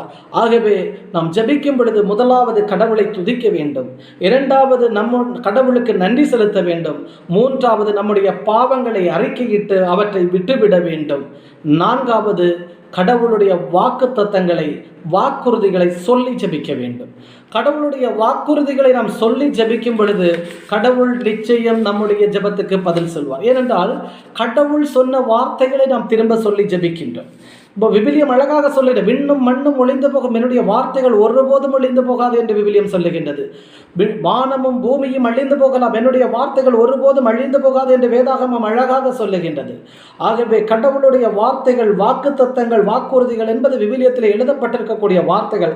அந்த வார்த்தைகளை சொல்லி ஜெபிக்கும் பொழுது கடவுள் தாம் கொடுத்த வாக்குத்தத்தத்தின் நிமித்தம், அவருடைய வாக்கு பெறலாமை என்னும் பரிசுத்தத்தின் நிமித்தம் உங்கள் மன்றாட்டை அவர் நிச்சயம் காது கொடுத்து கேட்பார். இங்கு பாருங்கள், ஒருவர் ஜெபிக்கின்றார். நீங்கள் தொடக்க நூல் 32ஆம் அதிகாரம் 12ஆம் வசனத்தை படித்து பாருங்கள். ஆதியாகமம் 32ஆம் அதிகாரம் 12ஆம் வசனத்தை படித்து பாருங்கள். நீர், நான் உனக்கு உறுதியாக நன்மை புரிவேன், உன் வழிமரபை எண்ண முடியாத கடல் மணலை போல பெருகச் செய்வேன் என்று வாக்களித்துள்ளீர் என்றார். இங்கே யார் ஜெபிக்கின்றார்? யாக்கோபு. ஆதியாகமம் 32ஆம் அதிகாரத்திலே நீங்கள் 9ஆம் இறைவார்த்தையிலிருந்து படித்து பார்க்கும் பொழுது யாக்கோபினுடைய ஜெபம் அங்கு சொல்லப்படுகின்றது. அவர் முதலில் கடவுளை துதிக்கின்றார். துதித்து ஜெபிக்கின்றார். பின்பு தன் தவறான செயல்களை சுட்டி காட்டுகின்றார். அதன் பின்பு வாக்கு தத்தத்தை சொல்லுகின்றார். என்ன சொல்லுகின்றார்? 12ஆம் வசனத்திலே, நான் உனக்கு உறுதியாக நன்மை புரிவேன், உன் வழிமரபை எண்ண முடியாத கடல் மணலை போல பெருகச் செய்வேன் என்று வாக்களித்துள்ளீர் என்றார். ஜெபத்தில் அதை சொல்றாரு. கடவுள் கொடுத்த அந்த வாக்குறுதி, அந்த வாக்கு தத்தத்தை ஜெபத்தில் கடவுளை நோக்கி சொல்றாரு. ஏசா என்னை அழிக்க வருவான், ஆனா நீர் எனக்கு வாக்கு கொடுத்திருக்கின்றீர், உன்னை நான் பலுகி பெருகச் செய்வேன், கடற்கரை மணலை எண்ண முடியுமானால் ஒரு வழிமரபை எண்ண முடியும் என்று வாக்குறுதி கொடுத்திருக்கின்ற, வாக்கு தத்தம் கொடுத்திருக்கின்றீர். இதோ ஏசா என்னை அழிக்க வருகின்றார், அவன் கையிலிருந்து என்னை தப்புவையும் என்று யாக்கோபு இந்த இடத்திலே மன்றாடுகின்றார். அப்பொழுது ஏசா பின்பு நிகழ்வை தொடர்ந்து படிக்கும் பொழுது ஏசா யாக்கோபை சந்திக்கும் பொழுது அன்போடு கனிவோடு அவரை ஏற்றுக்கொள்ளுகின்றார். ஆகவே கடவுளுடைய வாக்குறுதியை சொல்லி நீ ஜெபிக்கும் பொழுது, கடவுளுடைய வாக்கு தத்தத்தை சொல்லி நீ ஜெபிக்கும் பொழுது உன்னுடைய ஜெபத்தை கடவுள் நிச்சயம் கேட்பார். நீ முன்வைக்கக்கூடிய விண்ணப்பங்களை கடவுள் நிச்சயம் ஏற்றுக்கொண்டு அதற்கு உனக்கு நிச்சயம் கடவுள் பதில் தருவார் என்பதில் எந்த சந்தேகமும் இல்லை. இன்னும் பாருங்க, தானியேல் எழுதிய புத்தகம் 9ஆம் அதிகாரம், தானியேல் புத்தகம் 9ஆம் அதிகாரத்தை படித்து பாருங்கள். தானியேல் எழுதிய புத்தகம் 9ஆம் அதிகாரம் 17 மற்றும் 18வது இறைவார்த்தைகளை படித்து பாருங்கள். தானியேல் 9, 17 மற்றும் 18 ஆகிய இறைவார்த்தைகளை படிக்கும் பொழுது அங்கு இவ்வாறு சொல்லப்படுகின்றது. ஆகையால் எங்கள் கடவுளே, இப்போது அடியானின் வேண்டுதலையும் விண்ணப்பங்களை ஏற்றுக்கொள்ளும். பாழாய் கிடக்கிற உமது தூயகத்தின் மீதும் தலைவராகிய உம்மை முன்னிட்டு உமது முகத்தை ஒளிரச் செய்வீராக. என் கடவுளே, செவிச்சாய்த்து கேட்டருளும். கண்களை திறந்து எங்கள் வாழிடங்களையும் உமது பெயர் தாங்கிய நகரையும் நோக்கியருளும். நாங்கள் எங்கள் நேர்மையை நம்பாமல் உமது பேரிரக்கத்தையே நம்பி எங்கள் மன்றாட்டுக்களை உமது முன்னிலையில் சமர்ப்பிக்கிறோம். இப்போ தானியேல் எப்படி மன்றாட்டை சமர்ப்பிக்கின்றார்? உமது பேரிரக்கத்தை நம்பி. தானியேல் புத்தகம் 9ஆம் அதிகாரம் 17, 18 படிக்கும் பொழுது இவர் 17 ஆகையால் எங்கள் கடவுளை, இப்போது அடியானின் வேண்டுதலையும் விண்ணப்பங்களை ஏற்றுக்கொள்ளும். பாழாய் கிடக்கிற உமது தூயகத்தின் மீது தலைவராக உம்மை முன்னிட்டு உமது முகத்தை ஒளிரச் செய்வீராக. என் கடவுளை, செவிச்சாய்த்து கேட்டருளும். கண்களை திறந்து எங்கள் வாழிடங்களையும் உமது பெயர் தாங்கிய நகரையும் நோக்கியருளும். நாங்கள் எங்கள் நேர்மையை நம்பாமல் உமது பேரிரக்கத்தையே நம்பி எங்கள் மன்றாட்டுக்களை உமது முன்னிலையில் சமர்ப்பிக்கிறோம். அப்படி என்றால் உமது பேரிரக்கத்தை நம்பி எங்கள் மன்றாட்டு முன்னால் வைக்கின்றோம் என்று தானியேல் ஜெபிக்கின்றார். இப்ப கடவுளுடைய பேரிரக்கம் என்பது நமக்கு கொடுக்கப்பட்ட வாக்குத்தத்தம், வாக்குறுதி. மோசேக்கு கடவுள் தன்னை வெளிப்படுத்தி தன்னுடைய மாட்சிமையை கடவுளுக்கு காண்பிக்கும் பொழுது தன்னுடைய குணநலன்களை, தன்னுடைய பண்புகளை கடவுள் பட்டியலிடுகின்றார். அந்த இடத்திலே கடவுள் ஆண்டவர் அன்பும் இரக்கமும் பரிவும் நிறைந்த கடவுள் என்று தன்னுடைய பண்பை இடத்திலே பட்டியலிடும்போது தான் இரக்கமிக்கவர், பேரன்பு மிக்கவர் என்று சொல்லுகின்றார். ஆகவே நீரே சொல்லி இருக்கின்ற பேரன்பு மிக்கவர் என்று. ஆகவே உம்முடைய அன்பை நம்பி, உம்முடைய பேரன்பை நம்பி எங்களுடைய மன்றாட்டுக்களை, விண்ணப்பங்களை நாங்கள் முன்னால் வைக்கின்றோம் என்று இந்த இடத்திலே தானியேல் கடவுளை நோக்கி அவருடைய வாக்குத்தத்தத்தை சொல்லி, அவருடைய வார்த்தையை சொல்லி ஜெபிக்கின்றார். ஆகவே தானியேலுடைய ஜெபம் ஏற்றுக்கொள்ளப்படுகின்றது. உடனே தேவதூதர் கடவுளிடமிருந்து செய்தியை பெற்றுக்கொண்டு தானியேலிடத்திலே வருகின்றார் என்று விவிலியம் தொடர்ந்து நமக்கு கற்பிக்கின்றது. இன்னுமாக எரேமியா புத்தகம் 29ஆம் அதிகாரம் 12ஆம் வசனத்தை படித்து பாருங்கள். எரேமியா 29:12 படித்து பாருங்கள். நீங்கள் என்னிடம் வந்து கூக்குரலிட்டு மன்றாடுவீர்கள், அப்பொழுது நான் உங்களுக்கு செவி கொடுப்பேன். நீங்கள் என்னை தேடுவீர்கள், உங்கள் முழு இதயத்தோடும் என்னை தேடும் பொழுது நீங்கள் என்னை கண்டடைவீர்கள். இப்போ கடவுள் 10 கட்டளைகளை கொடுக்கும் பொழுது அந்த இடத்துல என்ன சொல்லுகின்றார்? உங்கள் முழு இதயத்தோடும் உங்கள் முழு உள்ளத்தோடும் என்னை தேடுங்கள் என்று சொல்லுகின்றார். கடவுளை நீங்கள் அன்பு செலுத்தும் போது உங்கள் முழு இதயத்தோடு முழு உள்ளத்தோடு கடவுளை நீங்கள் அன்பு செலுத்துங்கள், கடவுளை தேடுங்கள் என்று அந்த 10 கட்டளைகளை கொடுக்கக்கூடிய இடத்திலே கடவுள் மோசேக்கு சொல்லுகின்றார். இப்போ இந்த இடத்துல எரேமியா இறைவாக்கினர் என்ன சொல்லுகின்றார்? உங்கள் முழு இதயத்தோடு என்னை தேடும் போது நீங்கள் என்னை கண்டடைவீர்கள். இப்படி என்ற கடவுள் சொன்ன அந்த வார்த்தையை நம்பி உங்கள் முழு உள்ளத்தோடு உங்கள் முழு இதயத்தோடு நீங்கள் கடவுளை தேடும் பொழுது, அவருடைய வாக்கு தத்தத்தின்படி, அவருடைய வார்த்தையின்படி நீங்கள் கடவுளை தேடும் பொழுது உங்களுடைய விண்ணப்பங்கள் கடவுள் சன்னிதியில் ஏற்கப்பட்டு நீங்கள் வேண்டுவது கடவுளிடத்தில் கேட்கப்படும் என்று, கிடைக்கும் என்று எரேமியா இறைவாக்கினர் வழியாக கடவுள் நமக்கு உணர்த்துகின்றார். இன்னுமாக திருத்தூதர் பணிகள் 12ஆம் அதிகாரம் 2ஆம் அதிகாரம் 21ஆம் வசனத்தை படித்து பாருங்கள். அப்போஸ்தலர் நடபடிகள் 2ஆம் அதிகாரம் 21ஆம் வசனத்தை படித்து பாருங்கள். அங்கு இவ்வாறு சொல்லப்படுகிறது. திருத்தூதர் பணிகள் 2ஆம் அதிகாரம் 21 குறித்த நாளில் ஏரோது அரச உடை அணிந்து மேடையில் அமர்ந்து அவர்களுக்கு உரையாற்றினான். 22 அப்போது மக்கள் இது மனித குரல் அல்ல, கடவுளின் குரல் என்று ஆர்ப்பரித்தனர். 23 உடனே ஆண்டவரின் தூதர் அவனை அடித்தார், ஏனெனில் அவன் கடவுளை பெருமைப்படுத்தவில்லை, அவன் புழுத்து செத்தான் என்று சொல்லப்படுகின்றது. ஆகவே இந்த நிகழ்வு எதற்கு சொல்லப்படுகின்றது என்றால், கடவுளுடைய வார்த்தைகளை, கடவுளுடைய நம்பிக்கைகளை, கடவுளுடைய வாக்குறுதிகளை நம்பி ஏரோது அரசன் கடவுளை பெருமைப்படுத்தவில்லை. கடவுளை பெருமைப்படுத்தாமல், கடவுளுடைய வாக்குறுதிகளை பின்பற்றாமல், கடவுளுடைய வாக்குறுதிகளை அவ்விடத்திலே மக்களுக்கு எடுத்துரைக்காமல் அவன் என்ன சொல்லுகின்றான்? குறித்தல் ஏரோது அரச உடை அணிந்து மேடையில் அமர்ந்தவர்களுக்கு உரையாற்றினார். அப்போ என்ன உரையாற்ற? கடவுளுடைய வார்த்தைகளை அங்கு அறிவிக்கவில்லை, கடவுளுடைய வாக்குறுதிகளை அவன் அங்கு அறிவிக்கவில்லை. அவன் என்ன செய்கின்றான்? தன்னுடைய வார்த்தைகளை பேசுகிறான். ஆகவே ஆண்டவருடைய தூதர் அந்த இடத்துல ஏரோதை அடிக்கின்றார், அவர் செத்து போகிறார், புழுத்து செத்து போகிறார் என்று சொல்லுகின்றது. ஆகவே உன்னுடைய ஜெபம் கேட்கப்பட வேண்டும் என்றால், உன்னுடைய மன்றாட்டு கேட்கப்பட வேண்டும் என்றால் நீ என்ன செய்ய வேண்டும்? கடவுளை நோக்கி ஜெபிக்க வேண்டும். எவ்வாறு ஜெபிக்க வேண்டும்? கடவுளுடைய வாக்கு தத்தங்களை, கடவுளுடைய வார்த்தைகளை சொல்லி ஜெபிக்கவில்லை. யாக்கோபு ஜெபிக்கும் பொழுது கடவுளுடைய வாக்கு தத்தத்தை சொல்லி ஜெபிக்கின்றார். தானியேல் ஜெபிக்கும் போது கடவுளுடைய வாக்கு தத்தத்தை சொல்லி ஜெபிக்கின்றார். எரேமியா சொல்லுகிறார், கடவுளுடைய வாக்கு தத்தத்தை சொல்லி ஜெபியுங்கள் என்று. திருத்தூதர் பணிகள் சொல்லுகிறது, கடவுளுடைய வாக்கு தத்தத்தை மக்களுக்கு போதித்து அதன்படி ஜெபியுங்கள் என்று. இப்படி கடவுளுடைய வாக்கு தத்தத்தை சொல்லி நீங்கள் உங்கள் விண்ணப்பத்தை முன்வைக்கும் பொழுது கடவுள் உங்கள் விண்ணப்பத்தை ஏற்றி நிச்சயம் அதற்கு பதில் கொடுப்பார். ஆகவே அன்புக்குரியவர்களே, நாம் எப்படி ஜெபிக்க வேண்டும் என்பதை வரிசையாக பார்த்து கொண்டிருக்கிறோம். 4வது வாக்கு தத்தங்களை சொல்லி ஜெபிக்க வேண்டும். இனி 5வது எப்படி ஜெபிக்க வேண்டும் என்றால், கடவுள் கற்றுத்தருகிறார், நம்முடைய ஆண்டவராகிய இயேசு கிறிஸ்து கற்றுத்தருகின்றார். நீங்கள் யோவான் 17:1 எடுத்து பாருங்கள். யோவான் 17:1 பாருங்கள். யோவான் எழுதிய யோவான் நற்செய்தி 17ஆம் அதிகாரம் 1ஆம் வசனம் இவ்வாறு சொல்லுகின்றது. மன்னிக்கவும், மத்தேயு 6:5-15. மத்தேயு 6ஆம் அதிகாரம் 5-15 இவ்வாறு சொல்லுகிறது. மத்தேயு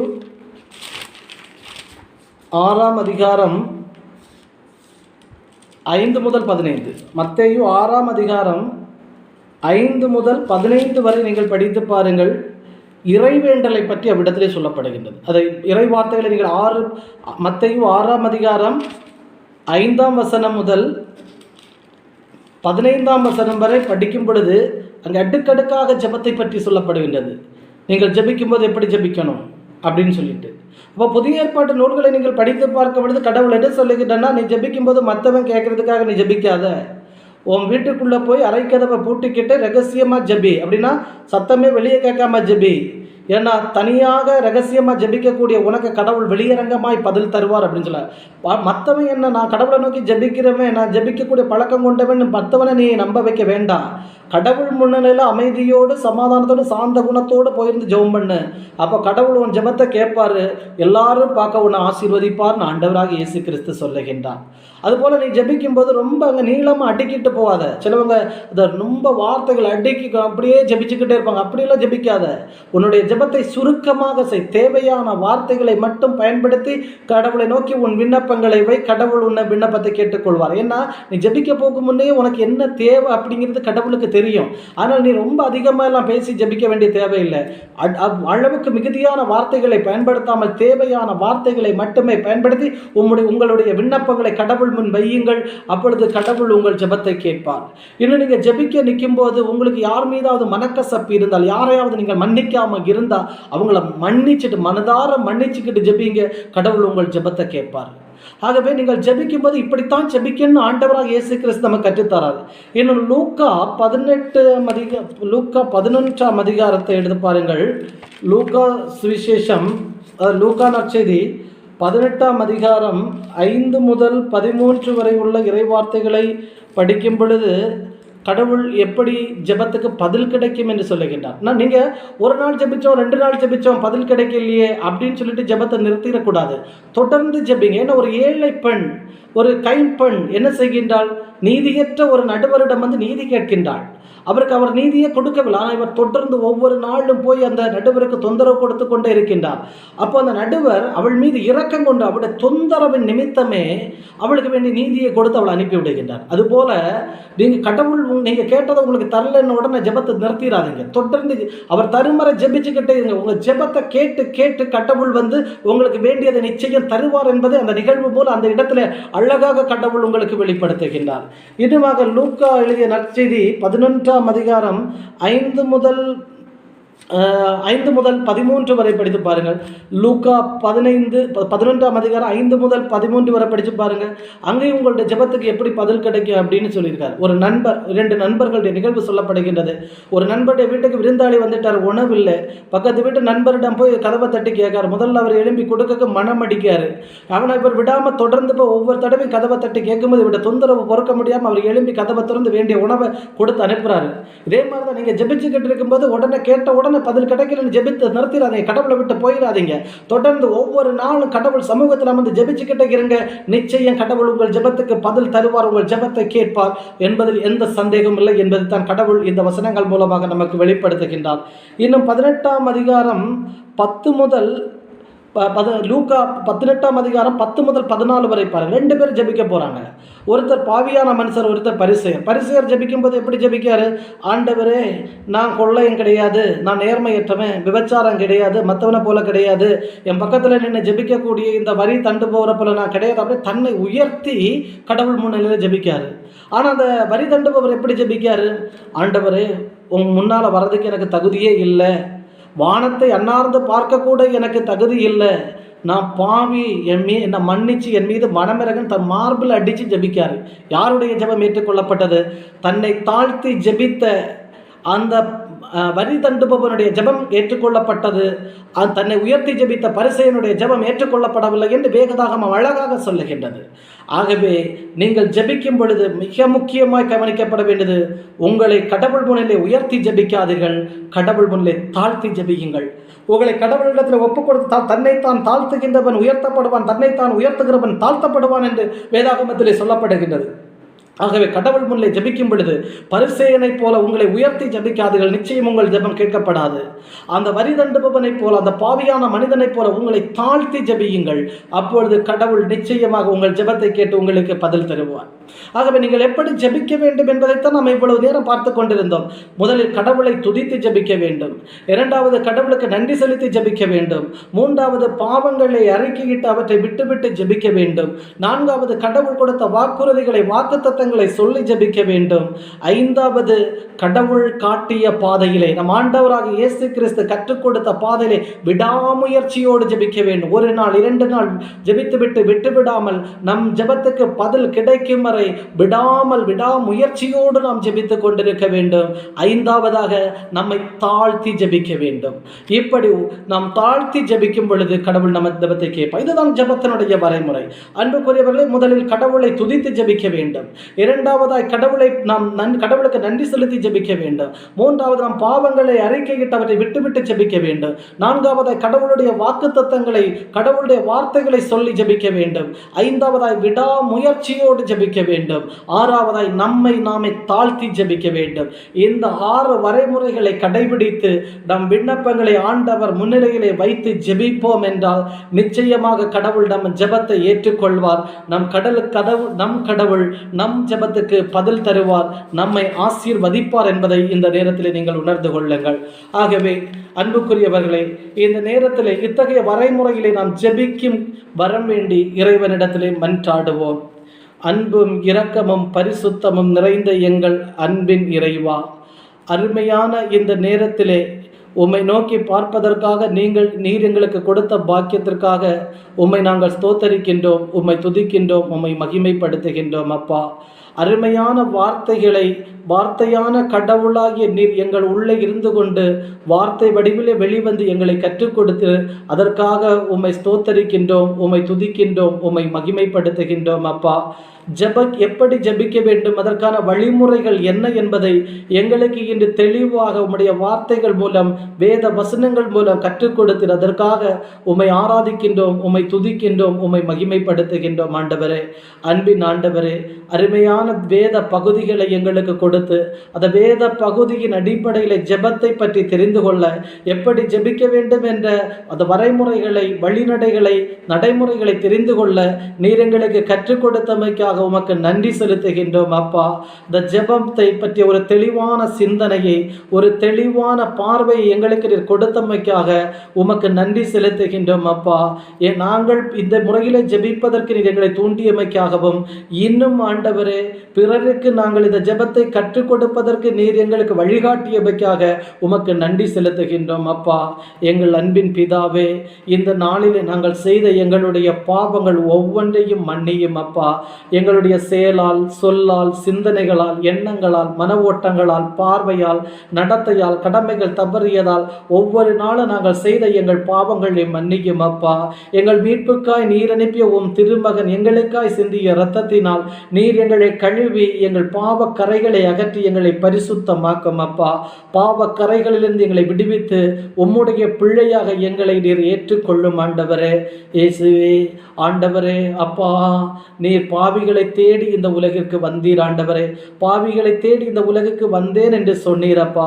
இந்த பாவிகளாகிய நாங்கள் உம் முன்னிலையிலே நின்று கொண்டிருக்கின்றோம். அப்பா, எங்கள் பாவங்களை மன்னித்து உம்முடைய பிள்ளைகளாய் நீர் எங்களை ஏற்றுக்கொள்ளும். அப்பா, ஏதோ வேதனையில் இருந்து கொண்டு, துன்பத்தில் இருந்து கொண்டு, நெருக்கடியில் இருந்து கொண்டு, கஷ்டத்தில் இருந்து கொண்டு, கவலையில் இருந்து கொண்டு உம் பிள்ளைகளாகிய நாங்கள் இந்த நேரத்திலே உம்மை நோக்கி மன்றாடி கொண்டிருக்கின்றோம். அப்பா, ஆபத்து காலத்தில் என்னை நோக்கி கூப்பிடுங்கள், நான் உங்கள் கூக்குரலுக்கு செவி கொடுப்பேன் என்று நீர் எங்களுக்கு வாக்குறுதி அளித்திருக்கின்றீரப்பா, வாக்குத்தத்தம் அளித்திருக்கின்றீரப்பா. நீர் சொன்ன அந்த வார்த்தைகளை, நீர் கொடுத்த அந்த வாக்குறுதியை நம்பி நாங்கள் இந்த நேரத்தில் உம்மை நோக்கி செபிக்கின்றோம். ஆண்டவரே, ஆண்டவரே, எங்கள் துன்பங்களை எங்களை விட்டு மாற்றும். ஆண்டவரே, எங்கள் வேதனைகளிலிருந்து எங்களுக்கு விடுதலையை தாரும். அப்பா, மகிழ்வான, நிறைவான, அமைதியான, சமாதானமான ஒரு வாழ்வை எங்களுக்கு தந்து எங்களை ஆசீர்வதியும். அப்பா, எங்கள் விண்ணப்பங்களை ஏற்றுக்கொள்ளும். அப்பா, உம் முன்னிலையில் நாங்கள் நிற்பதற்கோ உம்மை நோக்கி கூப்பிடுவதற்கோ எங்களுக்கு ஆண்டவரே தகுதி இல்லை. அப்பா,